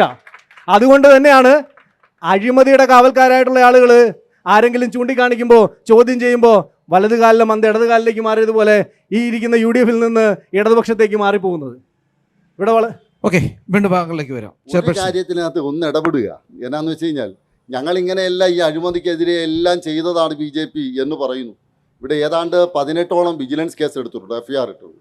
ഒരൊറ്റ കേസിൽ FIRൽ ഇടാൻ വിജിലൻസിനൊരു പെറ്റീഷൻ എന്തേ BJP കൊടുത്തില്ല? ഇവിടെ യഥാർത്ഥത്തിലുണ്ടായിട്ടുള്ള അഴിമതിക്ക് ഇത്തരത്തിൽ കൂട്ടുനിന്നുകൊണ്ട് ആ സമീപനം സ്വീകരിക്കുക, ജനങ്ങളുടെ മുമ്പിൽ പുറയിടുക. ഇവിടെ യഥാർത്ഥത്തിലുള്ള അഴിമതി നടന്നിരിക്കുന്ന ഒരുപാട് വിഷയങ്ങളുണ്ട്. ഇതിലൊന്നും അഴിമതിയില്ല എന്നൊന്നും ഞങ്ങൾക്ക് അഭിപ്രായമില്ല. പക്ഷേ കൊള്ള നേരിട്ട് നടത്തിയിരിക്കുന്ന അഴിമതി വേറെ കാണാം. ടോയ്ലറ്റ് അഴിമതി, അതുപോലെ തന്നെ ഈ പറയുന്ന കേരളത്തിലെ ഏറ്റവും വലിയ മെട്രോപോളിറ്റൻ സിറ്റി എന്ന് പറയുന്നത് കൊച്ചിയാണ്. ആ കൊച്ചി കടലിൻ്റെ നടുക്കിരിക്കുക, ആ കടലിൻ്റെ താഴത്താണ് നിൽക്കണമെന്ന് വേറെ പറയുന്ന ശാസ്ത്ര പുരോഗതി വരികയെ, അല്ലെങ്കിൽ 2-3 വർഷം കഴിയുമ്പം കടൽ കയറും എന്ന് വേറെ പറയുന്ന ചില പ്രബന്ധങ്ങൾ വരുന്നു. ആ കാലഘട്ടത്തിലെ ബോൾഗാട്ടിയിൽ ഇരിക്കുന്ന ഷോപ്പിംഗ് കോംപ്ലക്സുകളുടെ നിർമ്മാണ ശൈലി എന്താ? നിർമ്മാണ ശൈലിയെ അതൊക്കെയാണോ ഇതിനകത്ത് എതിർക്കേണ്ടത്? അതാണോ ഇതിൻ്റെ ശരിയായ രീതിയെ കാണാൻ കഴിയാതെ നിൽക്കുക. ഇനി മാലിന്യ സംസ്കരണത്തെക്കുറിച്ചും ഇതുമൊക്കെ പറയുമ്പോൾ ഒരു കാര്യം പറയണ്ടേ, നമ്മളെല്ലാവരും ഈ അഴിമതി എന്നത് മാത്രം അഴിമതി എന്നത് വസ്തുതയാണ്. ആ വസ്തുത വിജിലൻസ് കേസെടുത്തിരിക്കുന്നു. ആ കേസിന്റെ പേരിൽ നടപടിയിലേക്ക് പോകാൻ പോകുന്ന സ്ഥിതി വരുന്നു ഒക്കെ ശരിയാ. ഇവിടെ ഉദ്യോഗസ്ഥരായിട്ട് താൽക്കാലിക നിയമനക്കാരെയും നടത്തിയിട്ടുള്ള അഴിമതിയുണ്ട്. അതും BJP നടത്തിയിട്ടുള്ളതാണെന്ന് നമുക്ക് കാണാൻ കഴിയും. ശരി, വീണ്ടും താങ്കൾക്ക് അവസരം കിട്ടും. അവസരം വരുമ്പോൾ പറയാം. ചെയർപേഴ്സൺ, ഗ്രാമീണ റോഡുകൾ അടക്കം തകർന്നു കിടക്കുന്നതാണ് ആരോപണം ഉയർന്നത്. ചില പദ്ധതികളെല്ലാം അഴിമതി ആരോപിക്കുന്നു. എങ്ങനെയാണ് ചില മാനസികമായി തകർന്ന ആത്മഹത്യയുടെ വക്കിലേക്ക് ആൾക്കാർ പോകുന്നു എന്നെല്ലാമാണ് ആരോപണം ഉയരുന്നത്? എന്തെങ്ങനെ കാണുന്നു? ഗ്രാമീണ റോഡുകളൊക്കെ തകർന്നു കിടക്കുന്നെന്ന് പറയുന്ന ഇപ്പോൾ LDF ആണേലും BJP ആണേലും അവരവരുടെ വാർഡിൽ അവർ പറയുന്നത് ഞങ്ങളുടെ റോഡെല്ലാം റെഡിയാണെന്നാണ്. അന്നേരം അതിനകത്ത് എത്ര സത്യം ഉണ്ടെന്ന് ജനങ്ങൾക്ക് മനസ്സിലാകും. കാരണം ഓരോരുത്തരുടെയും കയ്യിലും വികസന രേഖയായിട്ട് ഇറങ്ങിയിട്ടുണ്ടല്ലോ. എന്നിട്ട് ഈ വികസന രേഖയിൽ അറിയാം എൻ്റെ വാർഡിൽ ഇത്രയും റോഡ് നന്നാക്കിയെന്ന് പറയുമ്പോൾ എന്തായാലും അതൊക്കെ വൈക്കം നഗരസഭയിൽ നിന്ന് കൊടുത്ത പദ്ധതി തന്നെയാണ്, അല്ലാതെ വേറൊരു പദ്ധതിയല്ല. 26-ാം വാർഡിൽ മാത്രമാണ് MLA എന്തെങ്കിലും കൊടുത്തിട്ടുള്ളൂ. ബാക്കി എല്ലാം മിക്കവാറും എല്ലാം തന്നെ നമ്മുടെ മുനിസിപ്പാലിറ്റിയുടെ തന്നെയാണ്. അന്നേരം വാർഡിൽ ഇപ്പം നിങ്ങളുടെ വാർഡിൽ നിങ്ങളുടെ കൗൺസിലേഴ്സ് തന്നെ പറഞ്ഞേക്കണേ, അല്ല ഞാനല്ല പറഞ്ഞേക്കണേ. എല്ലാവരുടെയും കയ്യിലുണ്ട്, ചോദിച്ചാൽ മതി. ഓരോരുത്തരുടെയും വാർഡ് വികസനമായിട്ടുള്ള പേപ്പറുമായിട്ട് എല്ലാവരുടെയും കയ്യിലുണ്ടല്ലോ. എത്ര രൂപയാണ് അവരുടെയൊക്കെ കയ്യിലുള്ളത്? 95 ലക്ഷമൊക്കെ ഓരോരുത്തരുടെയും വാർഡിൽ പറഞ്ഞേക്കണേ. അതൊക്കെ നമ്മുടെ കയ്യിലുണ്ട്. അതനുസരിച്ച് അതെ ജനാധിപത്യത്തിന്റെ നേരെ പറഞ്ഞു തരാണ്ടോ? അത് പിന്നെ അടുത്ത ചോദിച്ചില്ലേ അഴിമതി പറഞ്ഞ്. എന്തൊക്കെ അഴിമതി ഉണ്ടെന്ന് പറഞ്ഞാലും ഈ അഴിമതിയുടെ സമ്മതിക്കല്ല. എന്തൊക്കെ അഴിമതി ഉണ്ടെന്ന് പറഞ്ഞാലും അല്ല ബാക്കി പറയിപ്പിക്കേ അല്ലെങ്കില് അങ്ങനെ അങ്ങോട്ട് പറയാതെ ഞാൻ പറയണം, കേൾക്കണം. അത് കേട്ടേ പറ്റൂ. അഴിമതി ഇന്ന് വരെ തെളിയിക്കാൻ ഈ LDF-നോ BJP-യെ കഴിഞ്ഞില്ലെന്ന് അവർ അത് വെല്ലുവിളിക്കുക. ഏതെങ്കിലും ഒരെണ്ണത്തിന് 5 വർഷമായിട്ട് പറയണ അഴിമതി നിങ്ങൾക്ക് കഴിഞ്ഞിട്ടുണ്ടോ തെളിയിക്കാൻ? അങ്ങനെ തെളിഞ്ഞില്ലെങ്കിൽ LDF പോയേ. പിന്നെ ചോദ്യങ്ങളെ ചോദിക്കണം. ചോദിക്കുമ്പോ എല്ലാരും കൂടെ അല്ല ഒറ്റ ആള് മറുപടി ഉണ്ടല്ലോ. ഏതെങ്കിലും പ്ലീസ് മൈക്ക് തരാം. ഞാനൊന്ന് പറഞ്ഞു തീർത്തോട്ടെ. പിന്നെ ഒരാള് മരണമായിട്ട് ബന്ധപ്പെട്ട് എന്റെ കൗൺസിലർ എന്റെ പിന്നെ 26 വല്ല ഒരു ഞങ്ങളുടെ ഒരു കൗൺസിലർ 26 വല്ല ഒരാള് വളരെ വിഷമകരമായി ഇവിടെ പറയുന്നുണ്ട് അദ്ദേഹം ആത്മഹത്യ ചെയ്തെന്ന്. ആരാണ് ആ കൗൺസിൽ എതിർത്തത്? അത് അനധികൃതമായി കറണ്ട് എടുത്തിട്ടുണ്ടെങ്കിൽ എതിർത്തത് 23/8/24 കൗൺസിലിൽ തീരുമാനം എടുത്തപ്പോ ഈ 26 പേര് അനുകൂലിച്ചതാണെന്നേ. പിന്നെ സെക്രട്ടറി അത് ചെയ്തപ്പോൾ അവര് ഒരാൾ മരിച്ചു കഴിയുമ്പോൾ പറയും അത് ശരിയല്ലെന്ന് പറയും. അതല്ല, അവനവൻ അല്ലെങ്കിൽ കൗൺസിൽ എതിർക്കണമായിരുന്നു. എന്തുകൊണ്ട് എതിർത്തില്ല? ഒരാൾ പോലും എതിർത്തില്ല.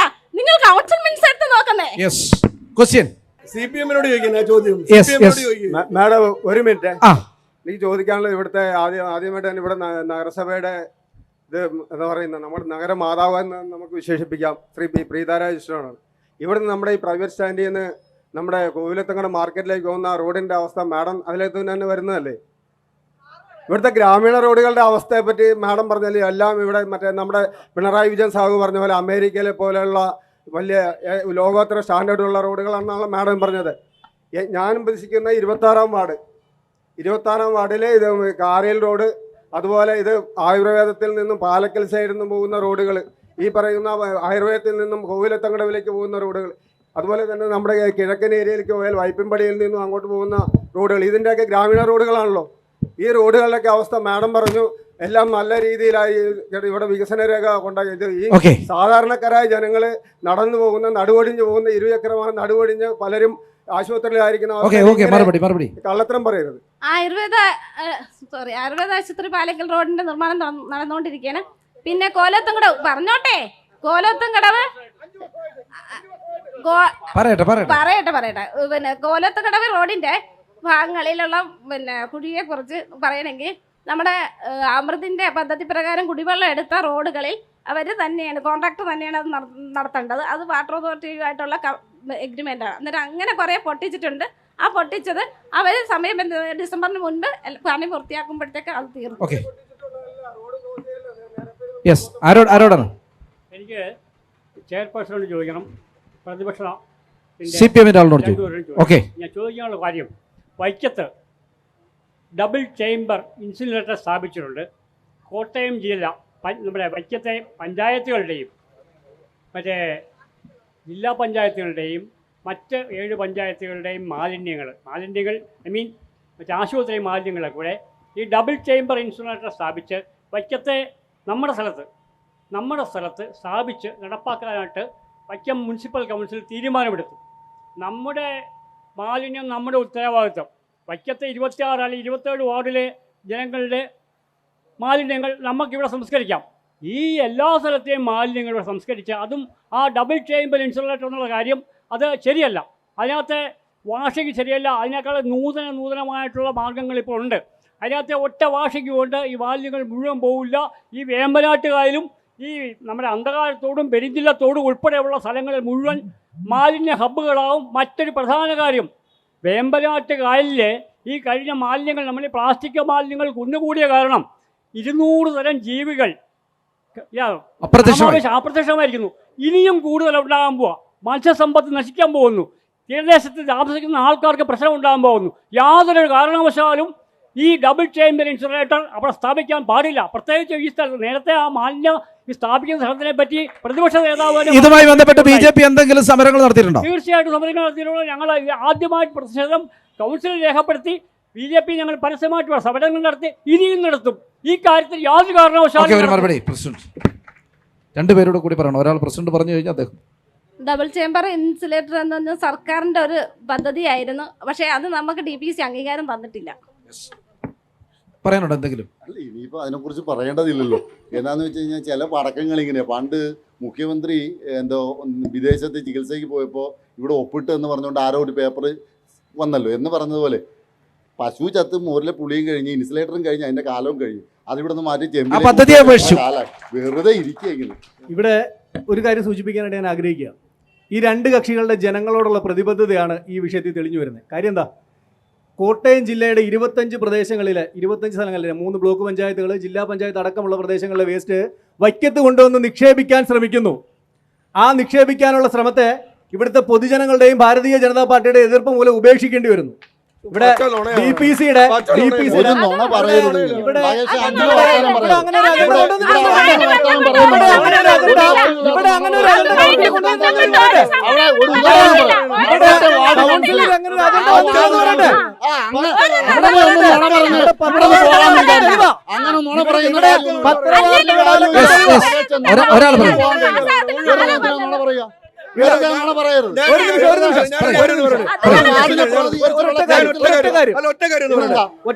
ഈ ഡബിൾ ചേംബർ ഇൻസുലേറ്റർ കേന്ദ്ര ആവിഷ്കൃത പദ്ധതിയാണ്.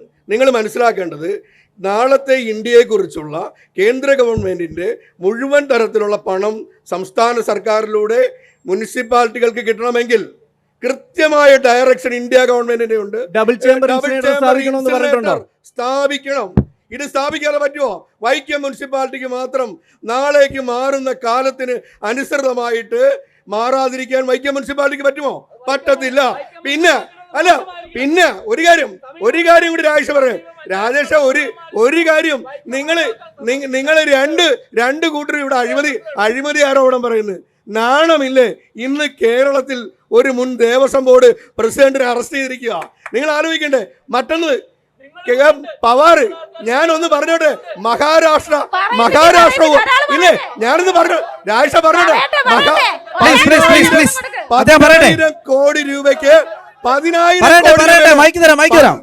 ഞാൻ പറഞ്ഞോട്ടെ സഹോദര, 10,000 കോടി രൂപയുടെ ആക്ഷേപമുണ്ടാ. പവാറിന്ന് എവിടെ നിൽക്കുന്നു? മഹാരാഷ്ട്രയുടെ ഉപമുഖ്യമന്ത്രി. നാണമുണ്ടോ അഴിമതിയെ കുറിച്ച് പറയാൻ? പിന്നെ ഒരു കാര്യം കൂടി സുജിൻ ഇവിടെ പറഞ്ഞു, 18 കേസുകൾ വൈക്കം മുനിസിപ്പാലിറ്റിയിൽ വിജിലൻസ് കേസുണ്ടെന്ന്. പ്രിയപ്പെട്ട സുജിനെ, പിണറായി വിജയൻ അല്ലേ ആഭ്യന്തര വകുപ്പ് മന്ത്രി? നിങ്ങൾക്ക് കേന്ദ്ര ഗവൺമെന്റിന്റെ ED ഇല്ലേ? ഏതെങ്കിലും അവിഹിതമായ മാർഗത്തിലൂടെ ഭരണകക്ഷി അംഗങ്ങൾ പണമുണ്ടാക്കിയിട്ടുണ്ടെങ്കിൽ ഞങ്ങൾ 2 കൈ നീട്ടി വെച്ച് തരാം, അറസ്റ്റ് ചെയ്തുകൊണ്ട് പോകും. എല്ലാ സംവിധാനവും ഇല്ലേ, നാളെ ഇല്ല നിങ്ങൾക്ക് പറയാൻ. ഒന്ന്, കേസിൻ്റെ വഴിക്ക് നടക്കും, അതിനകത്ത് അറസ്റ്റും നടക്കും.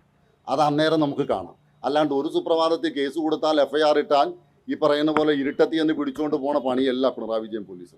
അത് കൃത്യമായ അന്വേഷണം നടത്തി, അത് ഏത് കൊമ്പനായാലും അത് ഏത് പാർട്ടിക്കാരനായാലും ഞങ്ങൾക്കാരെയും സംരക്ഷിക്കേണ്ട ഉത്തരവാദിത്തമില്ല, ഞങ്ങൾ അറസ്റ്റ് ചെയ്യും. അതാണ് ഈ പറഞ്ഞതിൽ എല്ലാത്തിലുള്ള കേസിൻ്റെ കാര്യത്തിനകത്തുള്ള മറുപടി. ചിലർക്കത് ബോധ്യപ്പെടുകയില്ല.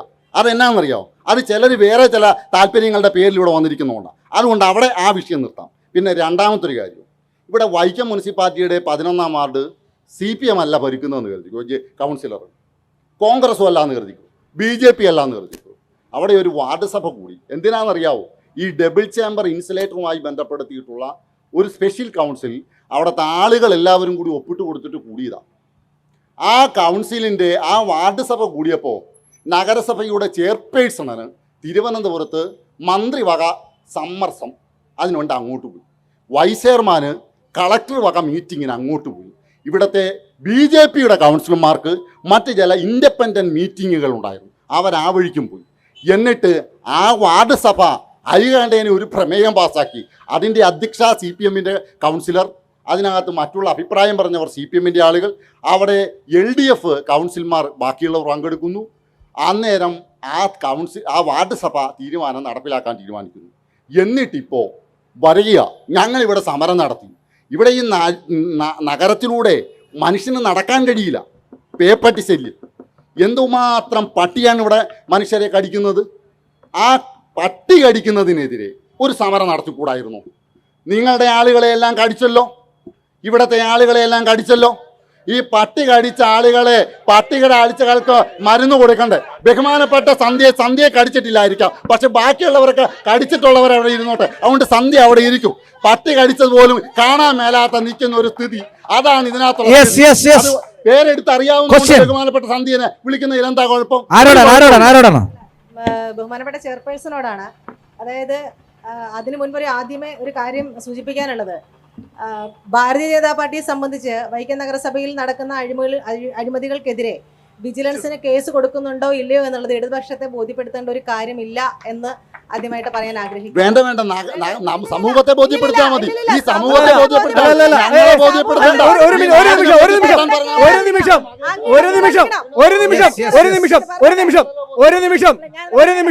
ഇവിടെ ബീച്ചിലെ പുല്ലുകെട്ട് ഇവിടെ നടന്ന അഴിമതിയാ. കമ്മ്യൂണിസ്റ്റ് പാർട്ടിയുടെ ആനുകൂല്യത്തിന്റെ പിൻബലത്തിൽ കൗൺസിലിൽ അവർ അനുകൂലിച്ച് വോട്ട് ചെയ്തതിന്റെ പേരിൽ ബില്ല് മാറിയ പദ്ധതിയാ. വിജിലൻസ് അന്വേഷണം കൊടുത്ത ആരാ? ഇവിടുത്തെ BJP-യാ. ഇവിടുത്തെ മിനി MCF പദ്ധതി 26 വിവിധ പദ്ധതികളായിട്ട് തിരിച്ച് 5 ലക്ഷത്തിൽ താഴെയുള്ള ഒരു കരാറ് ഓൺലൈൻ ടെൻഡർ ഇടാൻ വന്നിരിക്കുന്നത് 26 കരാറുകളേക്ക് കൊടുത്തത് പൊതുമരാമത്ത് സ്റ്റാൻഡിംഗ് കമ്മിറ്റി, ഇടതുപക്ഷം ഭരിക്കുന്ന സ്റ്റാൻഡിംഗ് കമ്മിറ്റിയാ. അതിനെതിരെ വിജിലൻസിൽ പോയിരിക്കുന്ന ആരാ? ഇവിടുത്തെ BJP-യാ. ഇവിടെ വിവാദമായിട്ടുള്ള വികസനകാര്യ സ്റ്റാൻഡിംഗ് കമ്മിറ്റി ചെയർപേഴ്സന്റെ കോഴിയും കൂടും മഴക്കാല ശുചീകരണം അടക്കമുള്ള വിഷയങ്ങളിൽ വിജിലൻസ് അന്വേഷണം ആവശ്യപ്പെട്ടിരിക്കുന്നത് ഇവിടെ കൗൺസിലിന്റെ തുടക്കത്തിൽ തന്നെ ഏറ്റവും ആദ്യം നടന്നൊരു അഴിമതിയാണ് മിനി MCF അഴിമതി. 17 ലക്ഷം രൂപയുടെ വർക്ക്. അത് 17 ലക്ഷം രൂപയുടെ വർക്ക് എന്ന് പറഞ്ഞാൽ ടെൻഡർ ചെയ്യേണ്ട ഒരു വർക്കാണ്. 5 ലക്ഷത്തിന് മേലുള്ള തുകകളെല്ലാം ടെൻഡർ ചെയ്യണമെന്നുള്ള ഗവൺമെന്റിന്റെ നിയമം ഇരിക്കെ അത് 26 മാനുവൽ ടെൻഡറാക്കി ഏറ്റവും ആദ്യം ഈ കൗൺസിൽ തുടങ്ങിയപ്പോൾ നടത്തിയ അഴിമതിയാണത്. ആ അഴിമതിക്ക് ഞാനതിനെ സപ്പോർട്ട് ചെയ്യുക. പൊതുമരാമത്ത് സ്റ്റാൻഡിംഗ് കമ്മിറ്റി, ഇടതുപക്ഷം ഭരിക്കുന്ന പൊതുമരാമത്ത് സ്റ്റാൻഡിംഗ് കമ്മിറ്റിയാണ് അങ്ങനെ ഒരു അഴിമതിക്ക് വഴിയൊരുക്കിയത്. ഈ 26 വിവിധ ടെൻഡറുകളാക്കി മാറ്റിയത്. സ്റ്റാൻഡിംഗ് കമ്മിറ്റി ചെയർമാൻ ഉൾപ്പെടെ ഞങ്ങൾ ഇടതുപക്ഷ ജനാധിപത്യ മുന്നണിയുടെ കൗൺസിലർമാർ വിജിലൻസിന് പരാതി കൊടുക്കുകയും അത് വിജിലൻസ് അന്വേഷിക്കുകയും സ്റ്റാൻഡിംഗ് കമ്മിറ്റിയിലെ ഒരു അംഗമാണ് ഞാൻ. ആ കൗൺസിൽ ഒരിക്കലും അങ്ങനെ ഒരു തീരുമാനം എടുത്തിട്ടില്ല. സ്റ്റാൻഡിംഗ് കമ്മിറ്റി ഒരു തീരുമാനം എടുത്തിട്ടില്ല. അതായത് ഇവിടെ ബഹുമാനപ്പെട്ട ഇടതുപക്ഷത്തിന്റെ ആള് പറഞ്ഞു ഇവിടെ കൊണ്ടുവരുന്ന പദ്ധതികളൊന്നും അവര് ലാപ്സ് ആക്കിയിട്ടില്ല എന്ന് പറഞ്ഞു.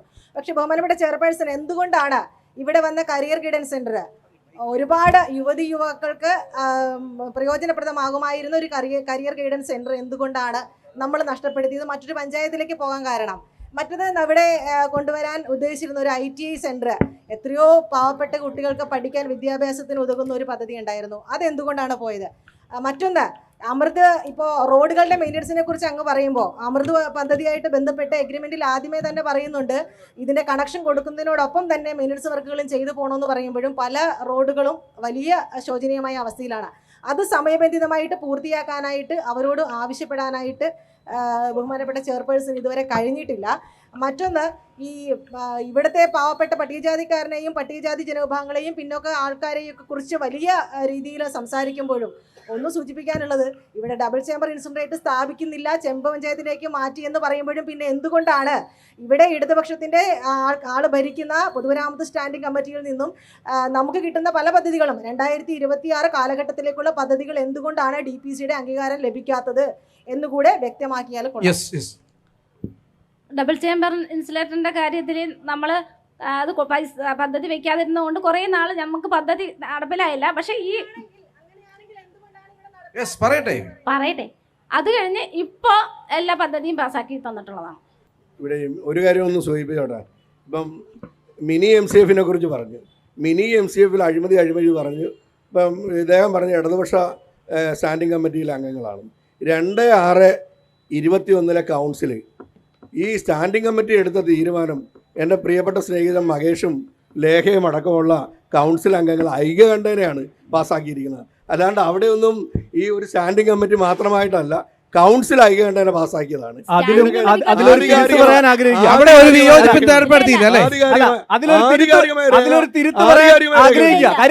ഇവിടെ സ്റ്റാൻഡിംഗ് കമ്മിറ്റിയുടെ മിനിറ്റ്സ് ഈ കൗൺസിലിന്റെ കാലങ്ങളിൽ ആദ്യകാലങ്ങളിൽ ഒന്നും തന്നെ സ്റ്റാൻഡിംഗ് കമ്മിറ്റിയുടെ മിനിറ്റ്സിന്റെ കോപ്പി കൗൺസിലർമാർക്ക് നൽകാറില്ലായിരുന്നു, കൗൺസിലർമാർക്ക് കൊടുക്കാറില്ലായിരുന്നു. ലെറ്റർ പാഡിൽ ഞങ്ങൾ ആവശ്യപ്പെട്ടതിന്റെ അടിസ്ഥാനത്തിൽ കൗൺസിൽ തടസ്സപ്പെടുത്തതിനെ തുടർന്ന് മാത്രമാണ് സ്റ്റാൻഡിംഗ് കമ്മിറ്റിയുടെ മിനിറ്റ്സ് ഇവിടെ ലഭിക്കാൻ തുടങ്ങിയത്. സ്റ്റാൻഡിംഗ് കമ്മിറ്റിയുടെ തീരുമാനം എടുക്കുമ്പോൾ അവരോട് ഇരുന്നല്ലേ തീരുമാനം എടുത്തതെന്നാണ് ചോദിച്ചത്. പൊതുമരാമത്ത് സ്റ്റാൻഡിംഗ് കമ്മിറ്റിയിൽ UDFന്റെ LDFന്റെ അംഗങ്ങൾ മാത്രമുള്ള എന്താണ് സൂചിപ്പിക്കാനുള്ളത്? ഒന്ന് ഇവിടെ ഈ പദ്ധതി അഴിമതിയാണെന്ന് ആദ്യം പറഞ്ഞത് BJP. അത് മിനിറ്റ്സിൽ വളരെ വ്യക്തമായിട്ട് രേഖപ്പെടുത്തി വെച്ചിട്ടുണ്ട്. കൗൺസിൽ പാസ്സാക്കിയിട്ട് ഇപ്പുറത്തെ അഴിമതിയാന്ന് പറയുന്ന സാങ്കത്യം അത് രാഷ്ട്രീയമാണ്. അല്ല, സ്റ്റാൻഡിംഗ് കമ്മിറ്റിക്ക് അത് തീരുമാനിച്ചേക്കണേ. ബഹുമാനപ്പെട്ട ചെയർപേഴ്സൺ, ഒരു കാര്യം കൂടി ഞാൻ പറയാൻ ആഗ്രഹിക്കാം. ഒരു പദ്ധതി നടപ്പിലാക്കാൻ തീരുമാനിക്കുന്നതും അത് ടെൻഡർ ഇടുന്നത് അഴിമതിയല്ല, അത് നടപ്പിലാക്കുമ്പോൾ ഉണ്ടാകുന്ന അഴിമതി ചൂണ്ടിക്കാണിക്കുമ്പോഴാണ് അത് അഴിമതി. നിങ്ങള് തൊഴിലുറപ്പ് പദ്ധതിയിൽപ്പെടുത്തി 4 ദിവസത്തെ തൊഴിൽ കൊടുത്തെന്ന് പറയുന്നുണ്ടല്ലോ മിനി MCFില്. തൊഴിലുറപ്പ് പദ്ധതിയിൽപ്പെടുത്തി 4 ദിവസം തൊഴിൽ കൊടുത്തിട്ടുണ്ടെന്ന് അവിടെ രേഖപ്പെടുത്തി വെച്ചിട്ടുണ്ടായിരുന്നു. ഇന്നതില് ഉറച്ചു നിൽക്കുന്നുണ്ടോ? 4 ദിവസം തൊഴിൽ കൊടുത്താണോ മിനി MCF ബന്ധപ്പെട്ട്? മിനി MCFില് തൊഴിലുറപ്പ് 4 ദിവസം തൊഴിൽ കൊടുത്തായിട്ട് അവിടെ രേഖപ്പെടുത്തി വെച്ചിട്ടുണ്ടായിരുന്നു. എന്തുകൊണ്ടാ ബോർഡ് മാറ്റേണ്ടി വന്നേ? മകേഷേ, ഒരു കാര്യം മാത്രം, ഇവിടുത്തെ ഇരിക്കുന്ന ആളുകളെ ആകെ വിഡ്ഢികളാക്കരുത്. ദൃശ്യ പോരാട്ടം 2025 നിങ്ങൾക്കായി അവതരിപ്പിക്കുന്നത് Alappad gold, Pala, Mundakkayam, Karukachal. Sponsored by Mary Queens hospital, 26 mile, Kanjirappally. സ്വർണം പണയം വെച്ചിട്ട് തിരിച്ചെടുക്കാൻ പ്രയാസപ്പെടുകയാണോ? അല്ലെങ്കിൽ ലേലത്തിൽ പോകുമോ എന്ന ആശങ്കയുണ്ടോ? കയ്യിലെ സ്വർണത്തിന് എവിടെ മികച്ച വില ലഭിക്കുമെന്നറിയാതെ വിഷമിക്കുന്നവരാണോ? അങ്ങനെയാണെങ്കിൽ ഉടൻ ആലപ്പാട് ഗോൾഡിലേക്ക് വിളിക്കൂ. നിങ്ങളുടെ സ്വർണ്ണാഭരണങ്ങൾക്ക് മാർക്കറ്റിലെ അതാത് ദിവസത്തെ വില ഇവിടെ ലഭിക്കും. നിങ്ങളുടെ സ്വർണ്ണാഭരണങ്ങൾ ഏത് ജ്വല്ലറിയിൽ നിന്ന് വാങ്ങിയതായാലും എത്ര പഴയതായാലും ആലപ്പാട് ഗോൾഡ് അന്നുള്ള ദിവസത്തെ മാർക്കറ്റ് വില നൽകി സ്വർണം തിരിച്ചെടുക്കുന്നു. GPay, RTGS, NEFT, ചെക്ക് എന്നിവയുടെ സൗകര്യവും ഉണ്ട്. പണത്തിന്റെ ടെൻഷൻ വേണ്ട. ആലപ്പാട് ഗോൾഡ് നിങ്ങളുടെ സ്വർണത്തിന് വിപണിയിലെ ഏറ്റവും ഉയർന്ന വില നൽകുന്നു. 2001 മുതൽ കേരളത്തിലെ നമ്പർ 1 ഓൾഡ് ഗോൾഡ് പർച്ചേസ് ഷോപ്പായ ആലപ്പാട് ഗോൾഡ് സാധാരണക്കാരെ സഹായിക്കാൻ മുന്നിൽ നിന്ന് പ്രവർത്തിക്കുന്നു. ജനസേവനമാണ് നമ്മുടെ ലക്ഷ്യം. വിശ്വാസത്തോടെ നിങ്ങളുടെ സ്വർണ്ണാഭരണങ്ങൾ വിൽക്കാൻ ആലപ്പാട് ഗോൾഡിനെ സമീപിക്കാം. ഞങ്ങൾ സ്വർണത്തിന് യഥാർത്ഥ മൂല്യം നൽകുന്നു. ഞങ്ങളുടെ സ്ഥാപനങ്ങൾ മുണ്ടക്കയം KK റോഡിൽ സൗത്ത് ഇന്ത്യൻ ബാങ്കിന്റെ അടുത്ത് അജ്ഫ ബേക്കേഴ്സ് ബിൽഡിംഗിലും കറുകച്ചാലിൽ മല്ലപ്പള്ളി റോഡിലുള്ള ഫെഡറൽ ബാങ്ക് ബിൽഡിംഗിലും പ്രവർത്തിക്കുന്നു. അതുകൂടാതെ കേരളത്തിലെ എല്ലാ ജില്ലകളിലും നമ്മുടെ സർവീസ് ലഭ്യമാണ്. സ്വർണവുമായി ബന്ധപ്പെട്ട കാര്യങ്ങൾക്ക് ഇനി ചിന്തിക്കുമ്പോൾ ഞങ്ങളുടെ നമ്പറിലേക്ക് ഒരു ഫോൺ കോൾ മതി. ആലപ്പാട് ഗോൾഡ് നിങ്ങളെ സഹായിക്കാൻ നിങ്ങളുടെ അടുത്തെത്തും. ആലപ്പാട് ഗോൾഡ് എന്നും നിങ്ങളോടൊപ്പം.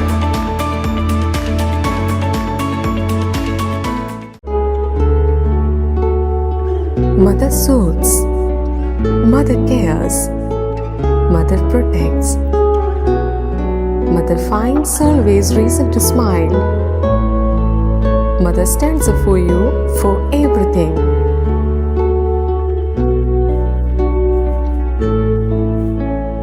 Mary Queen's Mission Hospital, Kanirapalli, Kottayam. We care, God cures. നഗരസഭയിലേക്ക് അതെ അതെ അതെ അതെ പറയാം ലേഖ അടക്കമുള്ള കേസ് ആളുകളെ കൊടുത്താലും ഒരു ഞങ്ങൾ കാര്യത്തിൽ ഞാൻ ഉൾപ്പെടെയുള്ള ആളുകളാണ് കേസ് എന്നാന്നറിയോ കൊടുത്തിരിക്കുന്നത്.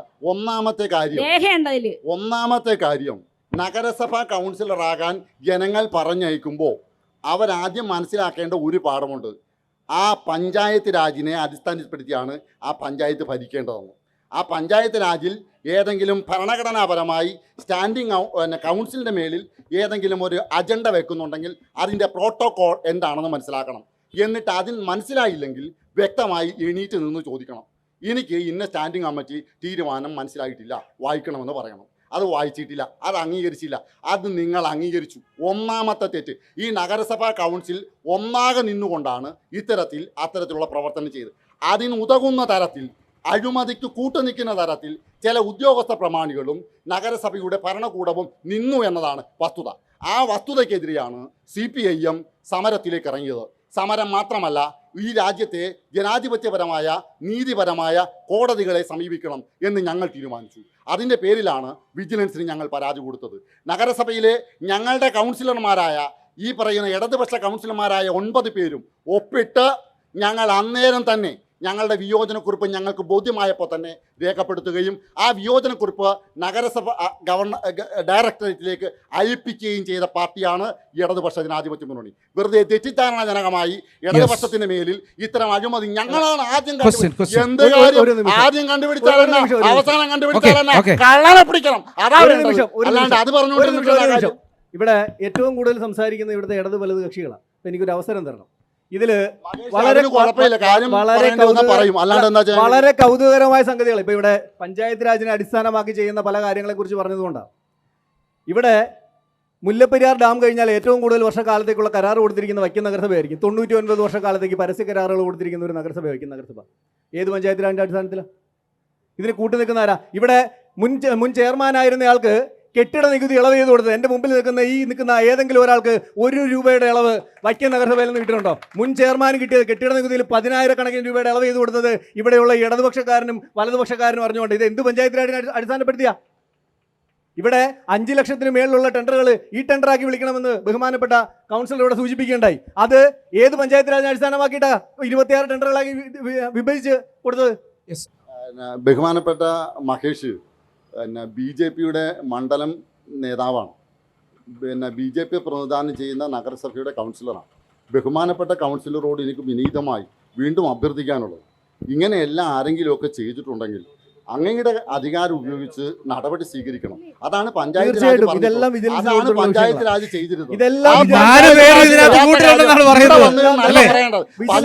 രാജിനെ അടിസ്ഥാനപ്പെടുത്തി തന്നെ ചെയ്യേണ്ടത്. സുജിൽ പറഞ്ഞു വരുമ്പോ ഇവര് 4 പേരും ഇതിനകത്തുണ്ടെന്നാ പറയുന്നത് എല്ലാ കാര്യത്തിലും.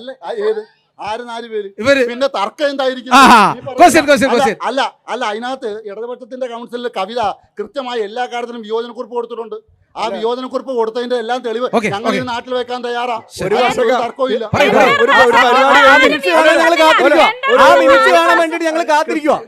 ഒരു പദ്ധതി കഴിഞ്ഞ് 1 വർഷക്കാലം കഴിഞ്ഞ് വിജിലൻസിന് കൊടുത്തിട്ട് എന്താ കാര്യം? ഇനി ഈ കരാർ എടുത്തിരിക്കുന്ന കോൺട്രാക്ടർമാരാരാ?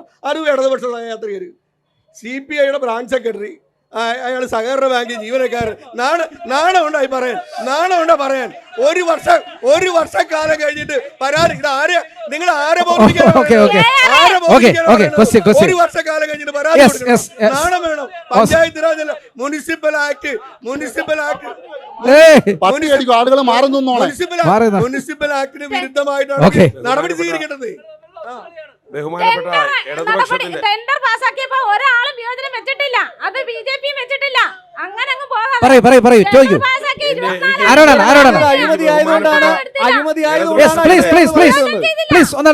ഇടതുപക്ഷത്തിന്റെ പ്രതിനിധിയോടാണ് ഒരു കാര്യം ചോദിക്കാനായിട്ടുള്ളത്. അദ്ദേഹം ഇവിടെ അഴിമതി ആരോപണങ്ങളും ഈ നഗരസഭയെ കുറിച്ചൊക്കെ വളരെ മോശമായിട്ട് പറയുകയുണ്ടായി. അങ്ങയുടെ നേതൃത്വത്തിലുള്ള ഇടതുപക്ഷ ജനാധിപത്യ മുന്നണി കഴിഞ്ഞ 5 വർഷങ്ങൾക്ക് മുന്നേ 4 ചെയർമാന്മാരെയും വെച്ച് ഇവിടെ ഭരണം നടത്തിയിട്ട് അതേ പിണറായി വിജയൻ്റെ സർക്കാർ ഇവിടെ വീണ്ടും ഇരിക്കുമ്പോൾ ആ പിണറായി വിജയൻ്റെ സർക്കാരിൻ്റെ കയ്യിൽ നിന്നും ഒരു പുരസ്കാരമെങ്കിലും നിങ്ങളുടെ കൗൺസിലിൻ്റെ കാലയളവിൽ നേടിയെടുക്കുവാൻ സാധിച്ചിട്ടുണ്ടോ? എന്നാൽ ഈ കഴിഞ്ഞ 5 വർഷ കാലയളവിൽ UDFൻ്റെ നേതൃത്വം കൊടുത്ത കൗൺസിൽ ഭരണസമിതി 3 പുരസ്കാരങ്ങൾ പിണറായി വിജയൻ്റെ LDF സർക്കാർ നൽകുകയുണ്ടായി. മറ്റൊരു കാര്യം കൂടി പറഞ്ഞു നിർത്തുകയാണ്. ചെയർപേഴ്സണും വൈസ് ചെയർമാനും കൃത്യമായിട്ട് അത് പറഞ്ഞായിരുന്നു ആദ്യം തന്നെ. ഇനി ബഹുമാനപ്പെട്ട BJPയുടെ പ്രതിനിധിയും ഇടതുപക്ഷ പ്രതിനിധി പറഞ്ഞ പോലെ ഇവിടെ അഴിമതിയെക്കുറിച്ചാണ് പറയണത്. ഈ നമുക്ക് മുന്നിലുള്ള ഈ സത്യാഗ്രഹ സ്മൃതി ഹാളിൽ വെച്ചിട്ടാണ് BJPയുടെ ഇവിടുത്തെ നേതാക്കന്മാർ വലിയ കൊള്ള നടത്തിയ, ഈ കേരളമെമ്പാടും വലിയ കൊള്ള നടത്തിയ സ്കൂട്ടറും അതുപോലെ തന്നെ പാവപ്പെട്ട ആളുകൾക്ക് പകുതിക്ക് വിലയ്ക്ക് കൊടുക്കാമെന്ന് പറഞ്ഞ് വൻ അഴിമതി നടത്തിയിട്ട് അതിൽ ചതിക്കപ്പെട്ട ഒട്ടനവധി ആളുകൾ ഉള്ളപ്പോൾ എങ്ങനെയാണ് നിങ്ങൾക്ക് അഴിമതിയെക്കുറിച്ച് ഒരു വാക്ക് ഇവിടെ വന്ന് ഉരിയാടുവാനായിട്ട് സാധിക്കുന്നതെന്ന് ഞങ്ങൾ വൈക്കംകാര് ഈ പറഞ്ഞ അഴിമതിയുമായിട്ട് ബന്ധപ്പെട്ട് ഏറ്റവും കൂടുതൽ നിൽക്കുന്ന ആള് ഹൈബീഡനും ഡീൻ കുര്യാക്കോസും ഒക്കെ BJPയുടെ നേതാക്കന്മാരാണോ? ഹൈബീഡനും ഡീൻ കുര്യാക്കോസും ഒക്കെ BJPയുടെ നേതാക്കന്മാരാണോ? ഇവിടുത്തെ കാര്യം ചോദിക്കുമ്പോൾ ഇവിടുത്തെ വൈക്കത്ത് നടന്ന കാര്യം ചോദിക്കുമ്പോൾ പോളണ്ടിലെ കാര്യം പറയല്ലോ. ഈ വൈക്കത്തെ കാര്യം പറയൂ. വൈക്കത്തെ അഴിമതിക്ക് കൂട്ടുനിന്നത് BJPയുടെ കൗൺസിലർമാരുടെ വാർഡുകളിലെ റോഡുകളുടെ ശോചനീയാവസ്ഥ. പരസ്പരം രണ്ടുപേരും പറഞ്ഞാൽ ഒന്നും റെക്കോർഡ് ചെയ്യപ്പെടില്ല. സുജന പറഞ്ഞതിന്റെ ഒരു മറുപടി നമുക്ക് ഞാൻ അന്നേരം തന്നെ ഇടയ്ക്ക് കയറി ചോദിച്ചു, ഏത് അവാർഡാണ് കിട്ടിയത്? നമുക്ക് ഇവിടെ മനസ്സിലായില്ല. ചിലപ്പോൾ കിട്ടിയിട്ടുള്ള വല്ല അവാർഡ് കിട്ടിയോ? അല്ല, ഒരു അഴിമതി അല്ല, ഈ ഏറ്റവും നന്നായിട്ട് അഴിമതി നടത്തിയിട്ട് മൂടി വെച്ചതിന് ഏതെങ്കിലും ഗിന്നസ് ബുക്ക് അവാർഡ് വല്ലതും ഉണ്ടോ എന്ന് എനിക്കറിയില്ല. അല്ല രാജേഷ് പറഞ്ഞൊന്ന് തീർന്നോട്ടെ. അങ്ങ് നിങ്ങളുടെ നേതാവ് മോദി കൊടുത്തു കാണും. അങ്ങ് നിങ്ങളുടെ നേതാവ് നരേന്ദ്രമോദി കൊടുത്തു കാണും. ഒരു തർക്കവും ഇല്ല. പറഞ്ഞു തീരട്ടെ രാജേഷ്, എന്തിനാ കയറി ഇങ്ങനെ പേടിക്കുന്നത്? അങ്ങനെ ഞങ്ങൾക്കറിയാൻ കഴിയില്ല. അതാ ഇവിടത്തെ കോൺഗ്രസ് BJP ഒത്തുകളിയാണ് എന്ന് പറയണതിന്റെ കാര്യമില്ല. അതിന് വേറൊരു ഉദാഹരണം കൂടി ഞാൻ പറയാം. BJPയുടെ ഇവിടത്തെ കൗൺസിലർ, എൻ്റെ വാർഡിനെ പ്രതിനിധീകരിക്കുന്ന കൗൺസിലർ, ചേച്ചിയുടെ വാർഡിൽ 12ാം വാർഡിൽ റോബർട്ടിൻ്റെ വീടിന് കിഴക്കോട്ട് കിടക്കുന്ന അയ്യർകുളങ്ങര സ്കൂളിൻ്റെ അങ്ങോട്ട് പോണ ഒരു വഴി, ഞാൻ കഴിഞ്ഞ ദിവസം വീട്ടിലേക്ക് പോകുമ്പോൾ ആ മോഹനകുമാരി ചേച്ചിയുടെ മകനും മോഹനകുമാരി ചേച്ചിയും ഭർത്താവും 2-3 പണിക്കാരും കൂടി നിന്ന് കോൺക്രീറ്റ് ചെയ്യുക ആ വഴി. മഹേഷ് പ്രതിദാനം ചെയ്യുന്ന വാർഡാ എൻ്റെ വാർഡ്. അപ്പം ഞാൻ അവിടെ വണ്ടി നിർത്തി. എൻ്റെ വാർഡിലെ കൗൺസിലർ അല്ലെങ്കിലും എനിക്ക് അങ്ങേരെ അറിയാം. മോഹനകുമാരി ചേച്ചിയുടെ മരുമകനെ അദ്ദേഹമായിട്ട് വർത്തമാനം പറഞ്ഞു സുജിനി പൊക്കോ എന്നാന്ന് വെച്ചാൽ ഞങ്ങളിതങ്ങ് ചെയ്യുവാണ്. അപ്പം പിന്നീടാണ് പറയണത് മുനിസിപ്പാലിറ്റിയിൽ നിന്ന് മഹേഷ് അതിന് ഇടപെട്ടില്ല എന്ന്. ഒന്ന്. രണ്ടാമത്തൊരു കാര്യം, ഈ കോടതി ഉണ്ടല്ലോ, പഴയ കോടതി അല്ലെങ്കിൽ ഇപ്പോഴത്തെ ടൗൺ ഹാള്, അതിൻ്റെ ഫ്രണ്ടിൽ ആ കുഴി ഒന്ന് പോയി പ്രിയപ്പെട്ട സോണി അതൊന്ന് ഷൂട്ട് ചെയ്ത് ലൈവ് വിടണേ. ഒന്ന് പറഞ്ഞോട്ടെ, ഇതുപോലെ നാട്ടിൽ ഒരു വഴിയും എല്ലാ വഴിയും ഷൂട്ട് ചെയ്യണം. ഒരു വഴി മാത്രമല്ല സോണി ഈ നാട്ടിലുള്ളത്. ഈ വാർഡിലെ 26 വാർഡിലെയും നഗരസഭയുടെ ഉടമസ്ഥതയിലുള്ള ബഹുഭൂരിപക്ഷം വഴികളും ഇതുപോലെ കുഴിഞ്ഞു കിടക്കുക. അത് പറയുമ്പോൾ സോണിക്ക് പൊള്ളിയിട്ട് കാര്യമില്ല. അതുപോലെ തന്നെ ഇപ്പോൾ മഹേഷ് കാണിച്ചതുപോലെ ഇവിടത്തെ മാത്രമല്ല വഴിവിളക്ക് കെട്ടുകിടക്കുന്നത്. ഈ വഴിയുടെ മുഴുവൻ വഴിയിലും കെട്ടുകിടക്കുക. അതും മാത്രമല്ല, ഇവിടെ ഇപ്പോൾ കണ്ടില്ലേ പേപ്പട്ടി പോലെ പട്ടി ഈ കൂടി നിൽക്കുന്ന ആൾക്കൂട്ടത്തിൻ്റെ ഇടയിലേക്ക് വന്നത്. ആരോടും മാറി നിൽക്കാൻ പറയേണ്ടി വന്നത് ഞങ്ങളാ. എന്തുകൊണ്ടാ അത് പറയേണ്ടി വന്നതെന്നറിയാമോ? ഇവിടുത്തെ നഗരസഭ ABC പദ്ധതി പോലും നടപ്പിലാക്കുവാൻ കരാർ ഒപ്പിട്ടിട്ട് പോലും നടപ്പിലാക്കിയില്ല. ഇവിടെ മാലിന്യം വഴിയരികെ കിടക്കുക. ആ മാലിന്യം കിടക്കുന്നതിനെ എടുത്ത് സംസ്കരിക്കാത്തത് കൊണ്ടാണ് ഈ പ്രധാനപ്പെട്ട വിഷയം. ഇതെല്ലാം ഈ നാടിൻ്റെ പ്രശ്നങ്ങളാണ്. അല്ലാതെ ഏതെങ്കിലും അവാർഡ് കിട്ടി ഞങ്ങൾക്കാർക്കും അറിയില്ല എന്ത് അവാർഡാണ് കിട്ടിയിട്ടുണ്ടെന്നുള്ളത് ഈ നഗരത്തിൽ. അത് പറയാൻ പറഞ്ഞിട്ട് പറയണമില്ല. അല്ലല്ല സോണി ഇരിക്കും. ഇവിടെ ഒരു മിനിറ്റ് ഒരു മിനിറ്റ് ഓക്കെ ഇവിടെ ഇവരൊക്കെ സംസാരിച്ചപ്പോ ഞാൻ പറഞ്ഞോളൂ. ദേവി ഇതൊന്ന് പറയാൻ സമ്മതിക്കോ? നിങ്ങളിപ്പോ ഇത്ര നേരം കുറെ പേര് ഞങ്ങളെപ്പോലുള്ള ജനങ്ങൾ പറയുന്നത് മറുപടി പറയണ്ടേ? ഞങ്ങളൊന്ന് മറുപടി പറയണ്ടേ? ഇവിടെ പറഞ്ഞ് ഇവര് 2 പ്രാവശ്യം, ഒരു പ്രാവശ്യം കഴിഞ്ഞ പ്രാവശ്യം ഇടതുപക്ഷമായിരുന്നു ഭരിച്ചത്, ഇപ്പോൾ കോൺഗ്രസ് ആണ്. ഇവര് ഒരു നാണയത്തിന്റെ ഇരുവശങ്ങളാ, കള്ളന്മാരാ. അവരെപ്പുറത്തും ഇപ്പുറത്തും. അവിടെ നിന്ന് ഞാൻ പറയട്ടെ, ഞാൻ പറഞ്ഞുതരാം. ആയുർവേദ ആശുപത്രി, ഞാൻ ആയുർവേദ ആശുപത്രി കേൾക്കൂ. ഈ ആയുർവേദ ആശുപത്രി നവീകരണം നടത്തിയെന്ന് പറഞ്ഞ് ഈ 5ാമത്തെ വർഷമായപ്പോ സമയത്താണ് ഒരു നവീകരണം വെച്ച് കൊണ്ടുവന്നേക്കുന്നത്. അതുപോലെ അവിടെ മഴ പെയ്ത് കിടക്കുകയായിരുന്നു ഈ ആയുർവേദ ആശുപത്രി. അതുപോലെ വൈക്കത്ത് ആശുപത്രി വികസനവും എന്ത് വികസന? ഒരു പാവപ്പെട്ട ഡോക്ടർ ഈ കഴിഞ്ഞ ആഴ്ച മരിച്ചിട്ട് അപകടമുണ്ടായി മരിച്ചിട്ട് ഇവിടെ പോസ്റ്റ്മോർട്ടം കൊണ്ട് പറയാം കൊണ്ടുപോയിക്കോ എന്ന്. എൻ്റെ അച്ഛനെയൊക്കെയായിട്ട് ഇവിടെ വന്നപ്പോഴും പല സമയങ്ങളിലും ഞങ്ങളുടെ സുഹൃത്തുക്കൾ വന്നപ്പോഴും പ്രസവത്തിന് വരുമ്പോഴും പറയാം ഇവിടെ ഇല്ല, കൊണ്ടുപോയിക്കോ, ഇവിടെ ഒന്നുമില്ല. പിന്നെ എന്ത് ആരോഗ്യരംഗമാ പറയുന്നത്? 2 ഇവിടെ ഇരിക്കുന്ന ഈ കട വൈക്കം മുനിസിപ്പാലിറ്റിയുടെ കടയാ. ഇവിടുത്തെ റാവത്തറുടെ സ്വന്തമുള്ള കടയെ പുറകിൽ എനിക്കതിന് പോയ പേടിയൊന്നുമില്ല. പല പ്രാവശ്യം നോട്ടീസ് കൊടുത്തിട്ട് മാറ്റാൻ വരെ പറഞ്ഞിട്ട് മാറ്റിയിട്ടില്ല. പാവപ്പെട്ട അശോകന്റെ കട പൂട്ടിച്ച് അവനെ ആത്മഹത്യ ചെയ്ത്. അതുപോലെ ഇവിടെ ഈ നഗരത്തില് ഇവിടെ നിന്ന് അങ്ങോട്ട് പോയി കഴിഞ്ഞാൽ ആയുർവേദ ആശുപത്രി പാലക്കന്റെ റോഡ് വരെ കുണ്ടും കുഴിയുമാണ്. ഇവരാരും അത് കാണുന്നില്ല. എന്നാ വികസനമാ? അതുപോലെ ആരാ മറുപടി പറയണ്ടേ? ഈ ചെയർപേഴ്സൺ പറയണം. പറയൂ. ഇതിന് പിന്നെ ഇടതുപക്ഷക്കാർ പറയണം. കഴിഞ്ഞ പ്രാവശ്യം ഒരു പ്ലാന്റിംഗ് കൂടെ ഉണ്ടാക്കിയെന്ന് പറഞ്ഞു, കോംപ്ലക്സ് ഉണ്ടാക്കിയെന്ന് പറഞ്ഞു. ആ കോംപ്ലക്സിലെ ബസ് സ്റ്റാൻഡിന്റെ അവിടെ നിന്ന് ബസ് സ്റ്റാൻഡിന് പറയട്ടെ മനുഷ്യൻ, നിങ്ങളെ പറയിപ്പിക്കല്. നിങ്ങൾ ചോദ്യമായി ചോദിക്കും, പ്രസംഗമായി പോകരുതേ. ചോദ്യമാണ്. വൈക്കം ബസ് സ്റ്റാൻഡിന്റെ അവിടെ കോംപ്ലക്സ് ഉണ്ടാക്കിയെന്ന് പറഞ്ഞ് മഴ പെയ്ത് കഴിഞ്ഞാൽ അതിന്റെ അകത്ത് വെള്ളമാണ്. ഒരു കടക്കാർ പോലും അതിൻ്റെ അകത്തില്ല. പലവരും കട നിർത്തി. മനസ്സിലായോ? അതുപോലെ ഇവിടുത്തെ യൂറിൻ പാസ് ചെയ്യുന്നത് ഇതൊന്നുമില്ല. ഇവിടെ എന്ത് വികസനം എന്നാ പറയുക? ഒരു വികസനമില്ല. ഇവർ പരസ്പരം അങ്ങോട്ടും ഇങ്ങോട്ടും നാടകം കളിയാ. ആ നാടകം കളിയാണ് വൈക്കത്ത്. ഒരു വൈലൈറ്റ് ഇവിടെ മാത്രമല്ല, ഇത് അങ്ങോട്ടൊക്കെ പോയി കഴിഞ്ഞാൽ വൈലൈറ്റ് ഒന്നും ഇല്ല. അതുപോലെ കുടിവെള്ളം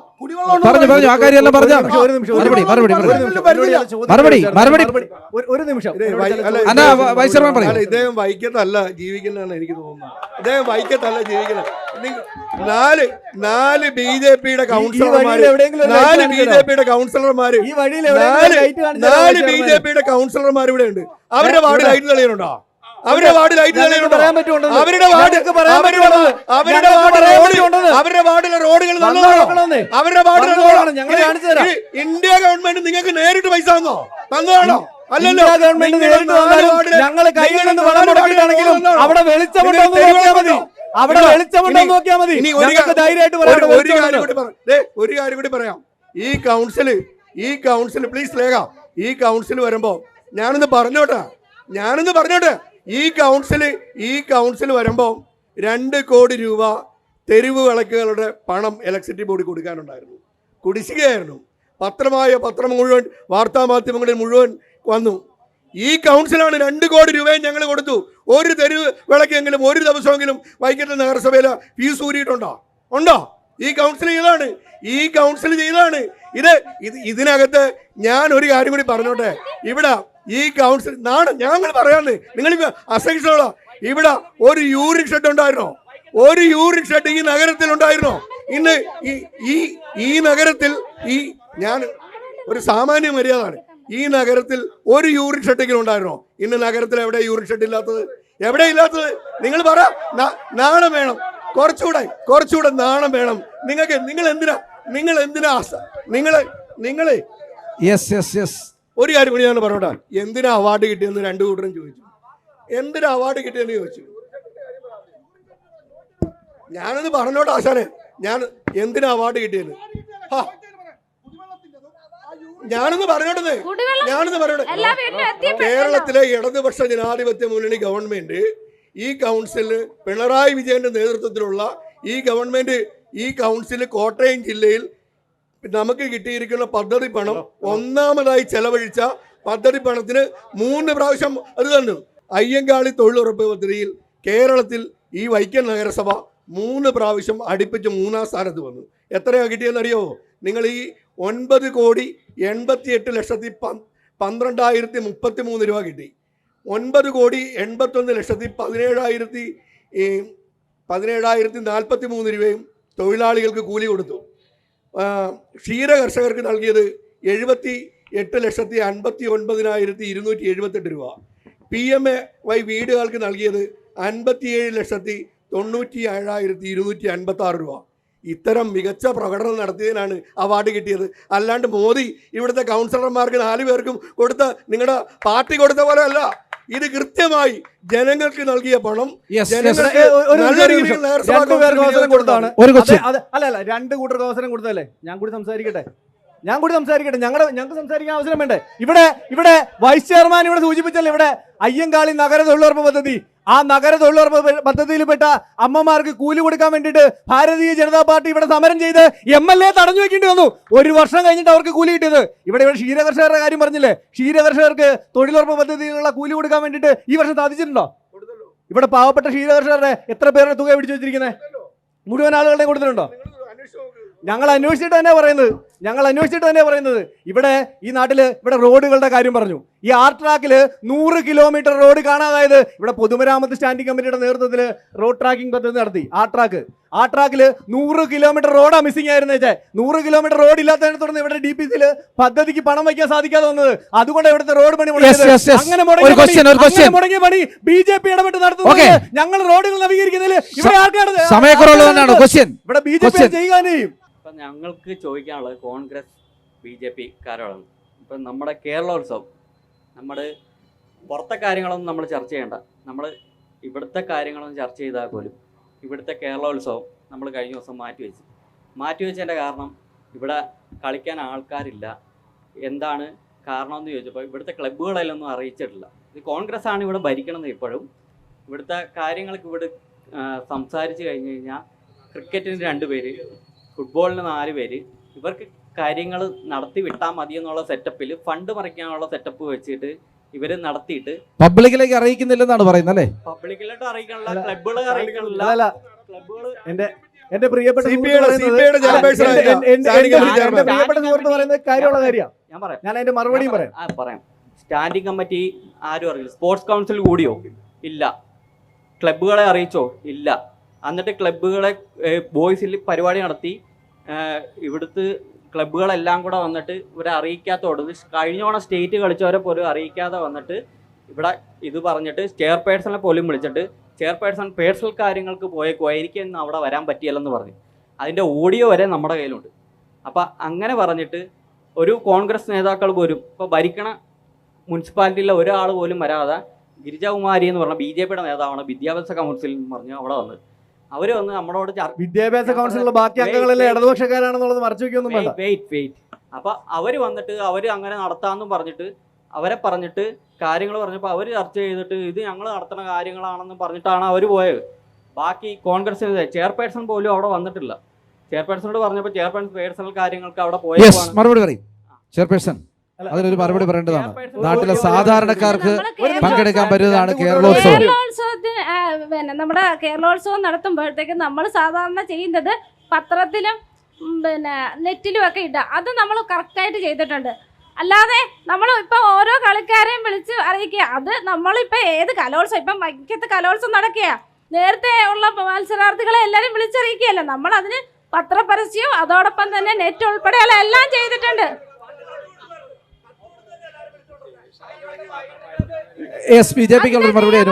അല്ല ഒരു നിമിഷം നിങ്ങൾ ശാന്തരാകും. നിങ്ങൾ ചോദ്യം ചോദിച്ചിട്ട് നിൽക്കുമല്ലേ? ശാന്തരാകും. ഇവിടെ ഭരിക്കുന്നത് UDF.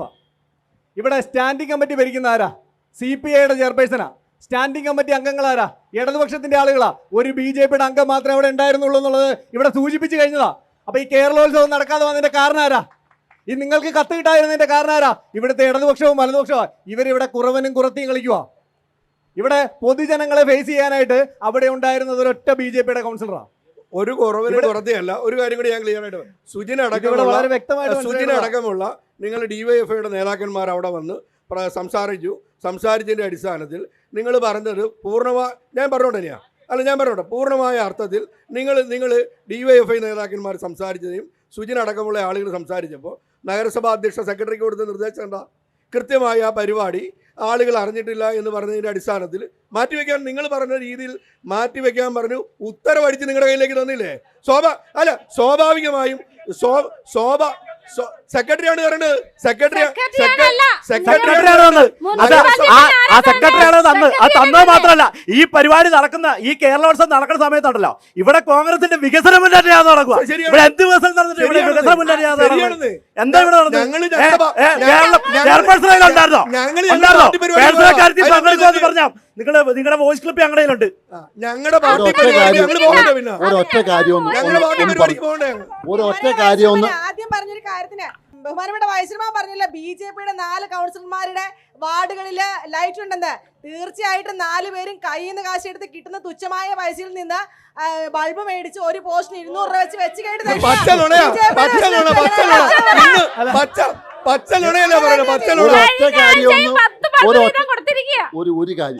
ഒരു കാര്യം ഏതായാലും 100 പോസ്റ്റിലേക്ക് ഇടാൻ 10 ബൾബ് വീതം കൊടുത്തിരിക്കുക. 100 പോസ്റ്റിലേക്ക് ഇടാൻ ഏതായാലും ഈ വർഷം ഒരു കാര്യം ഒന്ന് സൂചിപ്പിക്കാതിരിക്കാൻ കഴിയില്ല. എന്നാന്നറിയോ, ഞങ്ങളെല്ലാം ഈ നാട്ടിലെ ജനങ്ങളാണ്. ഈ ജനങ്ങൾ ആകെ വിചാരിച്ചിരുന്ന നഗരസഭയുടെ BJP-യുടെ കൗൺസിലർമാർ ഹൈ റിച്ച് ആളുകളാണെന്നൊന്നും അല്ല, സാധാരണക്കാരാണെന്നാണ്. അപ്പോൾ ഈ 5 വർഷക്കാലം തുടർച്ചയായി നിങ്ങൾ കയ്യിൽ നിന്നൊക്കെ ബൾബ് ഇടണമെങ്കിൽ അതിനെക്കുറിച്ച് ഒരു വിജിലൻസ് അന്വേഷണം നടത്തേണ്ടി വരുമെന്നാണ് എനിക്ക് തോന്നാനുള്ളത്. അല്ല, ഞാൻ അടുത്ത കാര്യം പറഞ്ഞോട്ടെ, അത് ഇതിന് കൂടെ പറഞ്ഞു എന്നുള്ളതേ ഉള്ളൂ. രണ്ടാമത്തൊരു കാര്യം എന്നാന്നറിയാം, എന്ത് പറഞ്ഞാലും മകേഷിന് ഒരു സ്റ്റാൻഡിംഗ് കമ്മിറ്റി ഉണ്ട്.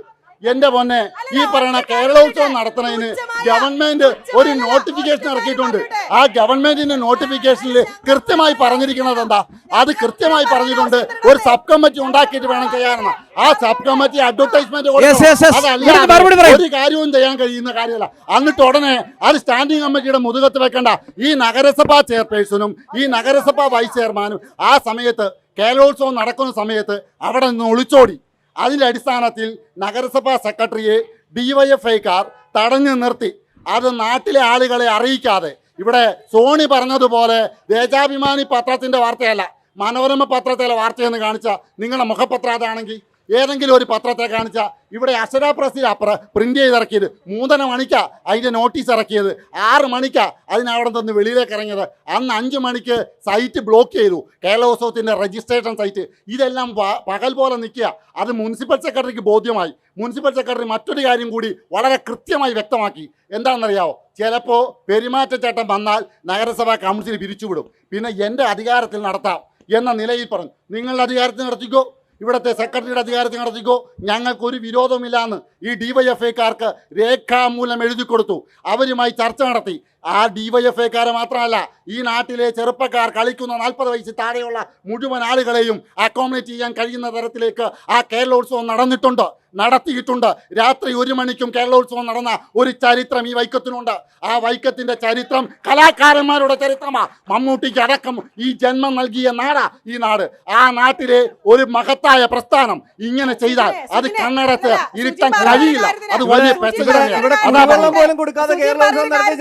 BJP-യുടെ കൗൺസിലർമാരും കൃത്യമായിട്ട് ഞാൻ പറഞ്ഞു, ഞങ്ങൾക്ക് കിട്ടുന്ന തുച്ഛമായ വേതനത്തിൽ നിന്നുള്ള പൈസ എടുത്തിട്ടാണ് എന്ന് തന്നെയാണ് പറഞ്ഞത്. അത് എന്തുകൊണ്ടാണ് ബഹുമാനപ്പെട്ട സുജിൻ അത് കേൾക്കാതിരുന്നതെന്ന് എനിക്ക് മനസ്സിലാകുന്നില്ല കേട്ടോ. ഓക്കെ, ഞാനൊന്ന് ചോദിച്ചോട്ടെ, ഇവിടെ ഒറ്റ ക്വസ്റ്റ്യനോട് ആരോടാണ്? UDF-നോടും LDF-നോട് കഴിഞ്ഞ 10-100 വർഷമായി ഹലോ 100 വർഷങ്ങളായി ഇടതും വലതും മാറി മാറി ഭരിക്കുകയാണ്.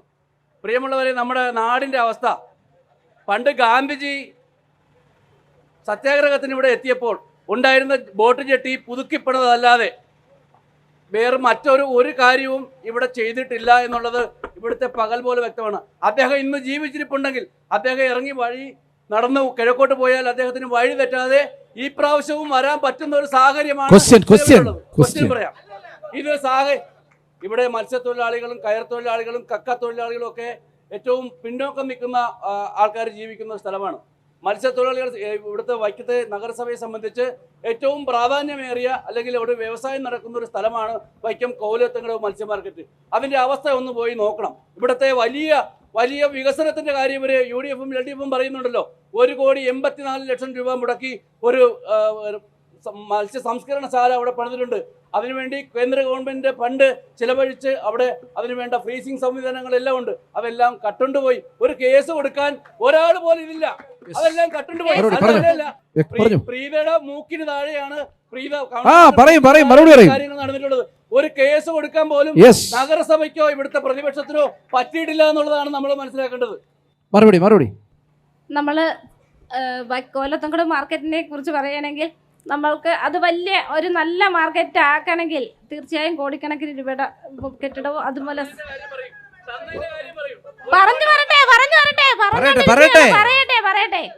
പറയട്ടെ മറുപടി പറഞ്ഞുകൊണ്ടിരിക്കേ. അതുകൊണ്ട് തന്നെ ഞാൻ നമ്മുടെ മിനിസ്റ്റർ സജി ചെറിയാനും അതോടൊപ്പം തന്നെ ജോർജ് കുര്യൻ മിനിസ്റ്റർക്കും ഞാൻ ലെറ്റർ കൊടുത്തിട്ടുണ്ടായിരുന്നു. കഴിഞ്ഞ ഫിഷറീസിൻ്റെ ഒരു പരിപാടിക്ക് കരിമീൻ ക്ലസ്റ്ററിൻ്റെ ഉദ്ഘാടനത്തിന് ജോർജ് കുര്യൻ സാർ വന്നപ്പോൾ ഇവിടെ പറയുകയും ചെയ്ത് വൈക്കത്ത് മാർക്കറ്റിന് പുതിയ മാർക്കറ്റ് നവീകരിക്കാനുള്ള എല്ലാ സഹായവും ചെയ്യും എന്ന് പറഞ്ഞിട്ട് പോയി. ഇപ്പോൾ കഴിഞ്ഞ ദിവസം ആംഡോ എന്നൊരു സ്ഥാപനത്തിൻ്റെ ഉദ്ഘാടനത്തിന് വന്നപ്പോഴും അദ്ദേഹം അത് വീണ്ടും പറഞ്ഞിട്ടുണ്ട്. അതോടൊപ്പം തന്നെ മത്സ്യ മാർക്കറ്റിൻ്റെ നവീകരണത്തിനുള്ള പദ്ധതികൾ തുടങ്ങും എന്ന് പറഞ്ഞ് വൈക്കം നഗരസഭയ്ക്ക് ഒരു ലെറ്ററും മിനിസ്റ്ററുടെ ഭാഗത്തുനിന്ന് ഒന്ന് പറയട്ടെ.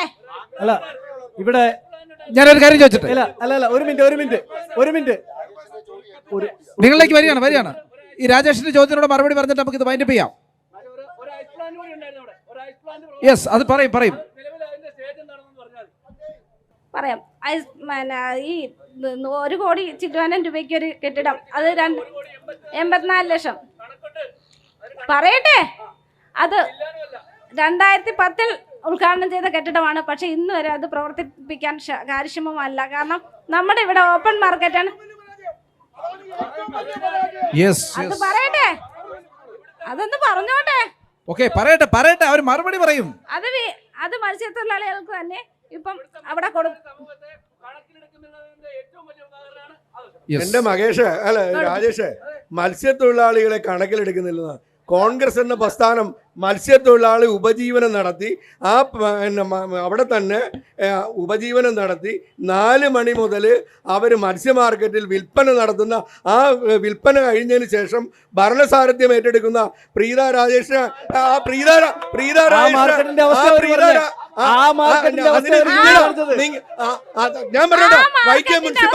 ഞാൻ പറഞ്ഞോട്ടെ വൈക്കം മുനിസിപ്പാലിറ്റിക്ക് ഓൺ ഫണ്ട് കുറവാണ്.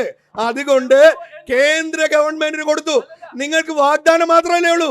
നിങ്ങളുടെ മന്ത്രി ജോർജ് കുര്യൻ ഇവിടെ ഒരു മാസം മുമ്പ്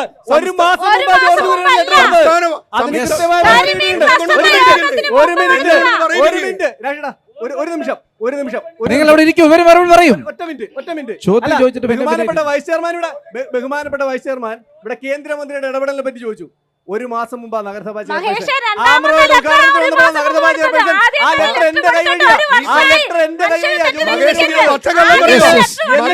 എന്നിട്ട് പോലും അതിന് മറുപടി ഉണ്ടായി. ഇവിടെ മഹാദേവ ക്ഷേത്രം, വൈക്കം മഹാദേവ ക്ഷേത്രം വളരെ പ്രശസ്തമായ ക്ഷേത്രമാണ്. ആ ക്ഷേത്രവുമായിട്ട് ബന്ധപ്പെട്ട് പിൽഗ്രിം ടൂറിസത്തിന് DPR തയ്യാറാക്കി അയക്കണമെന്ന് കേന്ദ്ര സർക്കാരിന്റെ കത്ത് വന്ന് വയ്ക്കുന്ന നഗരസഭയിൽ ഏത് DPR ഇവിടെ തയ്യാറാക്കിയേ? ഭരിക്കുന്ന കൗൺസിലിലെ എത്ര വർഷക്കാലമായി കത്ത് വന്ന് കിടക്കുന്നത്?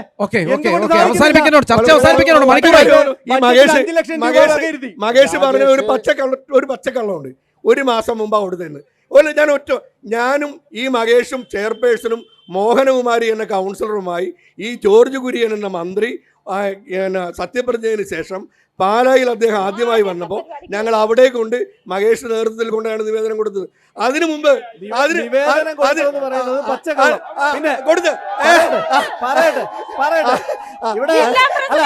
ഇവിടെ കൂവലിനുള്ള 1ാം സമ്മാനം കേരളോത്സവം നടത്തണ്ട. കൂവലിനുള്ള 1ാം സമ്മാനം ഇവിടെ ഡിവൈഎഫ്ഐക്ക് തന്നെ കിട്ടും. കൂവലിനുള്ള 1ാം സമ്മാനം ഇവിടുത്തെ ഡിവൈഎഫ്ഐക്ക് തന്നെ കിട്ടും. അതിന് കേരളോത്സവം നടത്തണ്ട. നിങ്ങൾ കാര്യമില്ല. അഴിമതി കാണിക്കാനായിട്ട് കാര്യമൊന്നുമില്ല. മകേഷേ, അങ്ങനെയൊന്നും പൊതുസമൂഹത്തെ ആകെ അണ്ടർ എസ്റ്റിമേറ്റ് ചെയ്ത് ഒരു രാഷ്ട്രീയ പ്രവർത്തകൻ വർത്താനം പറയരുത്. അതൊക്കെ ശരിയല്ല സമൂഹത്തിൽ. പിന്നെ രാജേഷ് പറഞ്ഞതിന് ഒരു മറുപടി പറഞ്ഞോട്ടെ. ഇവിടെ ഗാന്ധിജി വന്നാലും മാറ്റമില്ല എന്ന് പറഞ്ഞു. ഇവിടെ യഥാർത്ഥത്തിൽ എന്തെങ്കിലും വികസന പ്രവർത്തനങ്ങൾ കൊണ്ടുവന്ന 2 or 3 തവണ ഇടതുപക്ഷ കൗൺസിൽ ഇരിക്കുന്ന സമയത്തല്ലാതെ എന്താണ് കൊണ്ടുവന്നത്? ഞങ്ങൾക്ക് എണ്ണി പറയാം. വൈക്കത്തെ സ്മൃതി ശ്മശാനം കൊണ്ടുവന്നത് ഇവിടെ LDF ഇരിക്കുന്ന സമയത്താണ്. വൈക്കത്തെ കച്ചേരിക്കവലയിൽ ആർ പപ്പനാഭൻ നായർ ചെയർമാനായിരിക്കുന്ന സമയത്താണ് ഷോപ്പിംഗ് കോംപ്ലക്സ് കൊണ്ടുവന്നത്. അത് പടിഞ്ഞാറനടയിലെ ഷോപ്പിംഗ് കോംപ്ലക്സ് കൊണ്ടുവന്നത് ഞങ്ങളുടെ കാലത്താണ്. ഇത് ബോട്ടിയെട്ടിയിലെ ഷോപ്പിംഗ് കോംപ്ലക്സ് കൊണ്ടുവന്നത് ഞങ്ങളുടെ കാലത്താണ്. വൈക്കത്തെ ഈ പറയുന്ന കോവിലകത്തും കടവ് മാർക്കറ്റ് നവീകരിച്ചത് ഞങ്ങളുടെ കാലത്താണ്. ഐസ് പ്ലാന്റ് കൊണ്ടുവന്നത് ഞങ്ങളുടെ കാലത്താണ്. ഇനി ഇപ്പോൾ ഞാൻ ഒന്നുകൂടി പറഞ്ഞോട്ടെ, എന്തിനാ സന്ധ്യയെ ഇടയ്ക്ക് കയറുന്നത്? സന്ധ്യയ്ക്ക് സമയം ഇഷ്ടം പോലെ കിടപ്പുണ്ടല്ലോ, പറഞ്ഞോളൂ. അല്ലാണ്ട് ഞാൻ പറയുന്നതിനിടയിലല്ല പറയേണ്ടത്. അതൊരു സംസ്കാരമല്ല. ഒന്നാമത്തെ കാര്യം. 2, ഇവിടെ പറഞ്ഞല്ലോ ഒരു കാര്യം, ബഹുമാനപ്പെട്ട വൈസ് ചെയർമാൻ ഇവിടെ മീൻ കച്ചവടം നടത്തി ഉപജീവനം മാർഗം കണ്ടെത്തുന്ന വൈസ് ചെയർമാനാണെന്ന്, ഞങ്ങൾ ഈ ചെയർപേഴ്സൺ ആണെന്ന്. ഞങ്ങൾക്ക് ഈ വൈക്കംകാർക്ക് അതിൽ വലിയ അഭിമാനമുണ്ട്, എല്ലാ കക്ഷി രാഷ്ട്രീയത്തിനൊക്കെ അപ്പുറത്ത്. പക്ഷെ ഒരൊറ്റ ചോദ്യം ചോദിച്ചോട്ടെ, ആ മാലിന്യം ഒന്ന് ഒഴുകിപ്പോകുന്നത് തടഞ്ഞു വെക്കാൻ ഒരു 5000 രൂപയുടെ പദ്ധതി അവിടെ വെക്കാൻ പാടില്ലായിരുന്നു? ഒരു നേരെ ചൊവ്വ അതിനകത്തൊരു ടോയ്ലറ്റ് ഉണ്ടാക്കിക്കൂടായിരുന്നു? അവിടെ സ്ത്രീകളടക്കം വരുന്ന കച്ചവടം ചെയ്യുന്നതാണല്ലോ, അതൊന്നുണ്ടായിക്കൂടെ? പിന്നെ നമ്മൾ ഈ കോൺഗ്രസിൻ്റെ ഒരു വിശ്വാസ സംരക്ഷണ ജാഥ നടത്തിയപ്പോൾ അങ്ങ് പെരുമ്പാവൂർ ഇടിഞ്ഞു പോയൊരു കഥ എല്ലാവരും കണ്ടതാണല്ലോ. അതുപോലെയല്ലേ ഇപ്പോൾ നിൽക്കുന്നത്?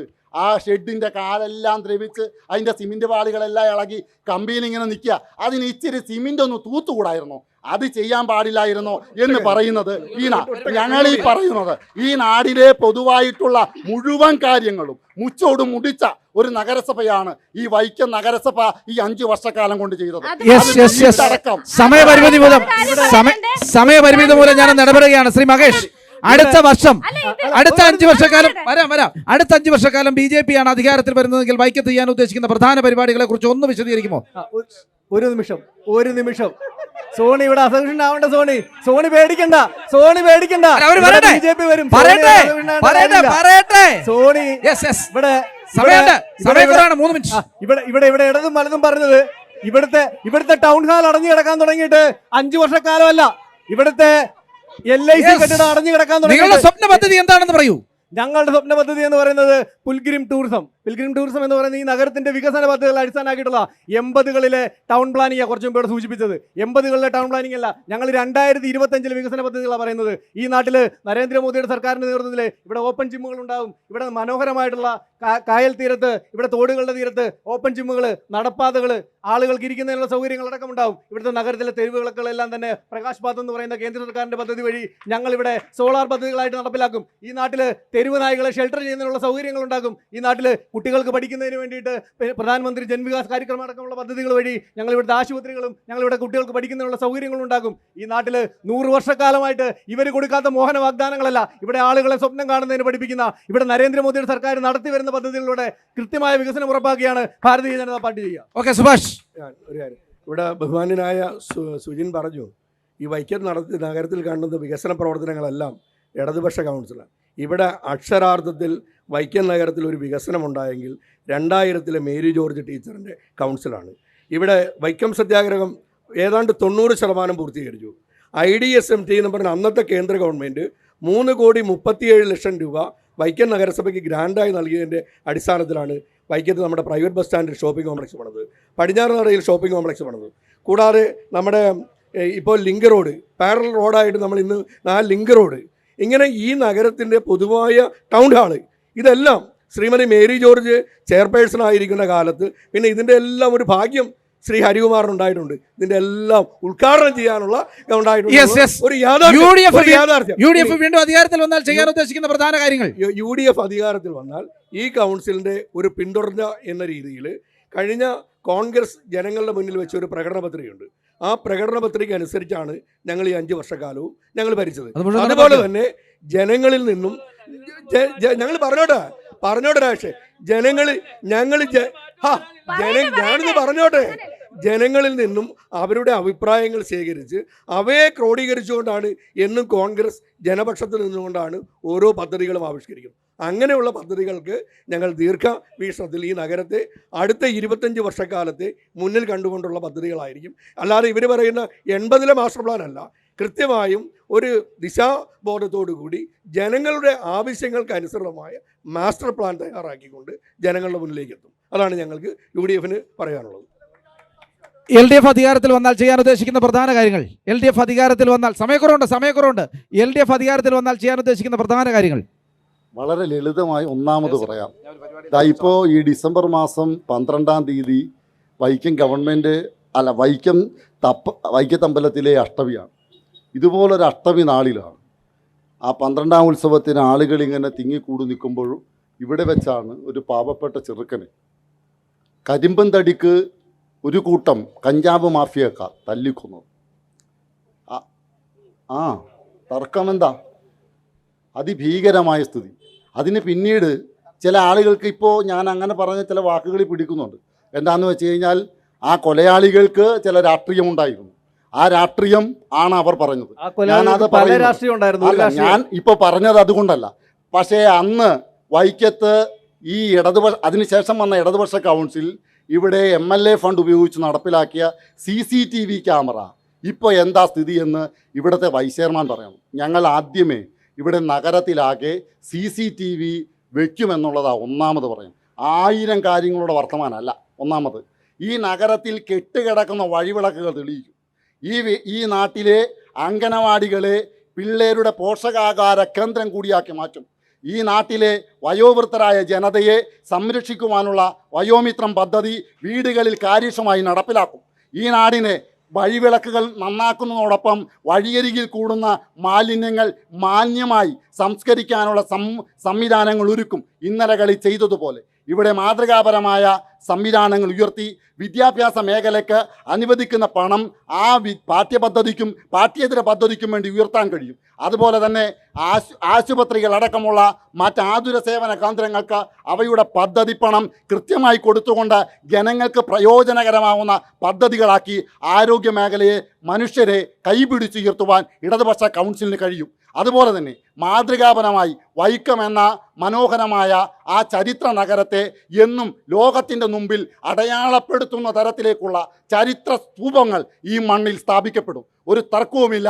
ആ ചരിത്രകാരന്മാർ, ആ ചരിത്രം സൃഷ്ടിച്ചവർ ഈ മണ്ണിൽ എല്ലാവരും കാണുന്ന രീതിയിൽ സൃഷ്ടിക്കപ്പെടുന്ന ഒരു സംവിധാനമുണ്ടാകും. അതുപോലെ തന്നെ മത്സ്യത്തൊഴിലാളികൾ ഏറെ പാർക്കുന്ന ഈ പ്രദേശത്ത് മത്സ്യസമ്പത്തിൻ്റെ സമ്പുഷ്ടീകരണത്തിന് കൃത്യമായ പദ്ധതി നടപ്പിലാക്കും. മത്സ്യ മാർക്കറ്റിൻ്റെ മോഡേണൈസേഷൻ, ഈ പറയുന്ന പോലെ കെട്ടിടത്തിൻ്റെ മെയിൻ്റനൻസ് അല്ല, മോഡേണൈസേഷൻ നടപ്പിലാക്കും.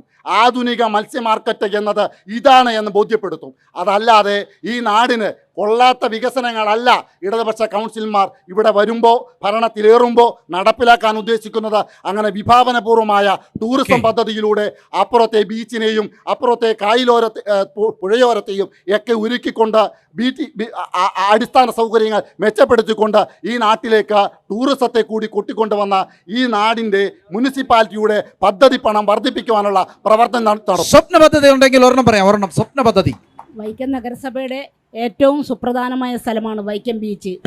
കഴിഞ്ഞ council tourism Shri Kodiyeri Balakrishnan tourism സാംസ്കാരിക വകുപ്പ് മന്ത്രിയായിരുന്ന സമയത്താണ് അതിൻ്റെ സൈഡുകളെല്ലാം കെട്ടി ഇന്ന് കാണുന്ന മനോഹരമായ, അതുപോലെ തന്നെ K. അജിത്ത് വൈക്കത്തിൻ്റെ MLA ആയിരുന്ന സമയത്ത് അനുവദിച്ച പൈസയും നഗരസഭ കഴിഞ്ഞ കൗൺസിലിൻ്റെ സമയത്ത് LDFൻ്റെ നേതൃത്വത്തിലുള്ള കൗൺസിലാണ് നഗരസഭ ഭരിച്ചിരുന്നത്.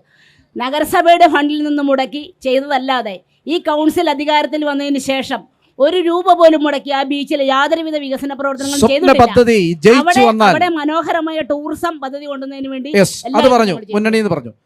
പ്രസിഡന്റ് മത്സരിക്കാൻ അത് കിട്ടിക്കുന്നുണ്ടോ? അത് പാർട്ടി തീരുമാനിച്ചാൽ മത്സരിക്കും. അല്ല, പാർട്ടി എന്തെങ്കിലും നടപ്പിലാക്കാൻ കഴിയാത്ത പദ്ധതി ഒരെണ്ണം പറയാമോ? നടപ്പിലാക്കാൻ ഇപ്പൊ കഴിയാതെ പോയ മനസ്സിനിങ്ങനെ വേദന, എനിക്ക് നടപ്പാക്കാൻ കഴിഞ്ഞില്ലല്ലോ, അടുത്ത പ്രാവശ്യം ജയിച്ചു വന്നാൽ അത് പറയട്ടെ. നേരത്തെ പറഞ്ഞ് ഇപ്പൊ നമ്മുടെ സുജിൻ പറഞ്ഞ ഒരു കാര്യമുണ്ട്.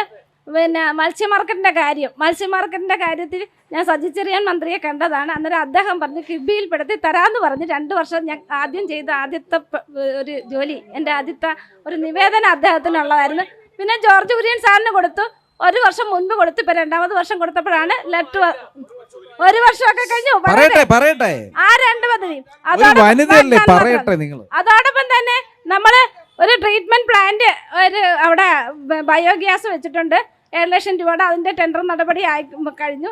അത് IRTC ആണ് ഏറ്റെടുത്തിരിക്കുന്നത്. അവരുടെ പിന്നെ എഗ്രിമെൻറ്റ് ഒപ്പിടാറായിട്ടുണ്ട്. അതോടൊപ്പം തന്നെ അവിടെ ഒരു ട്രീറ്റ്മെൻറ്റ് പ്ലാന്റ് 60 ലക്ഷം രൂപയുടേതും IRTC ഏറ്റെടുത്തിട്ടുണ്ട്. അത് പിന്നെ സെക്രട്ടറി ഇല്ലാത്തതുകൊണ്ടാണ് സെക്രട്ടറി വന്നാൽ അത് ഒപ്പിടാറായിട്ടുണ്ട്. എന്നിട്ട് ആ 2 പദ്ധതികൾ നടപ്പിലാക്കും. അതോടൊപ്പം തന്നെ പിന്നെ നേരത്തെ പറഞ്ഞ പോലെ ജോർജ് കുര്യൻ സാർ ഒരു മാർക്കറ്റ് തരാമെന്ന് പറഞ്ഞിട്ടുണ്ട്. അത് നടപ്പിലാക്കാൻ അതിൻ്റെ പുറകെ പ്രതീക്ഷിക്കാം. അതല്ല വേറൊരു കാര്യം കൂടെയുണ്ട്. ബീച്ചിൽ മുഖ്യമന്ത്രിയുടെ ഒരു പരിഹാര പരാതി സെല്ലിനകത്ത് ഒരു ലെറ്റർ കൊടുത്തു. ഒരു അപേക്ഷ കൊടുത്തതിന് പ്രകാരം മുഖ്യമന്ത്രി കഴിഞ്ഞ ദിവസം ഒരു ലെറ്റർ വിട്ടിട്ടുണ്ട്. ഒരു 10 കോടി രൂപയുടെ ഓപ്പൺ ജിമ്മും പിന്നെ സ്റ്റേഡിയവും കളിസ്ഥലവുമായിട്ട് പിന്നെ കിഫ്ബിയിൽപ്പെടുത്തി തരാമെന്നും അത് തരാനായിട്ട് കായിക ഡയറക്ടറേറ്റ് ഇവിടെ സ്റ്റേഡിയത്തിന് അനുയോജ്യമാണ്. വൈക്കത്തിന്റെ ചർച്ച ഇവിടെ അവസാനിക്കുമ്പോൾ ഒട്ടേറെ വികസന പ്രവർത്തനങ്ങൾക്ക് വേണ്ടി വൈക്കം ഇനിയും കൊതിക്കുകയാണ്. ആരധികാരത്തിൽ വന്നാലും ഈ പ്രവർത്തനങ്ങളെല്ലാം മാറ്റി അടിപൊളിയായ ഒരു വൈക്കമായി ഞങ്ങൾക്ക് അടുത്ത 5 വർഷം കഴിയുമ്പോൾ കാണാൻ കഴിയട്ടെ എന്ന് മാത്രം ആശംസിച്ചുകൊണ്ട് നിർത്തുന്നു. അടുത്ത പഞ്ചായത്തിൽ വീണ്ടും കാണാം. നന്ദി, നമസ്കാരം.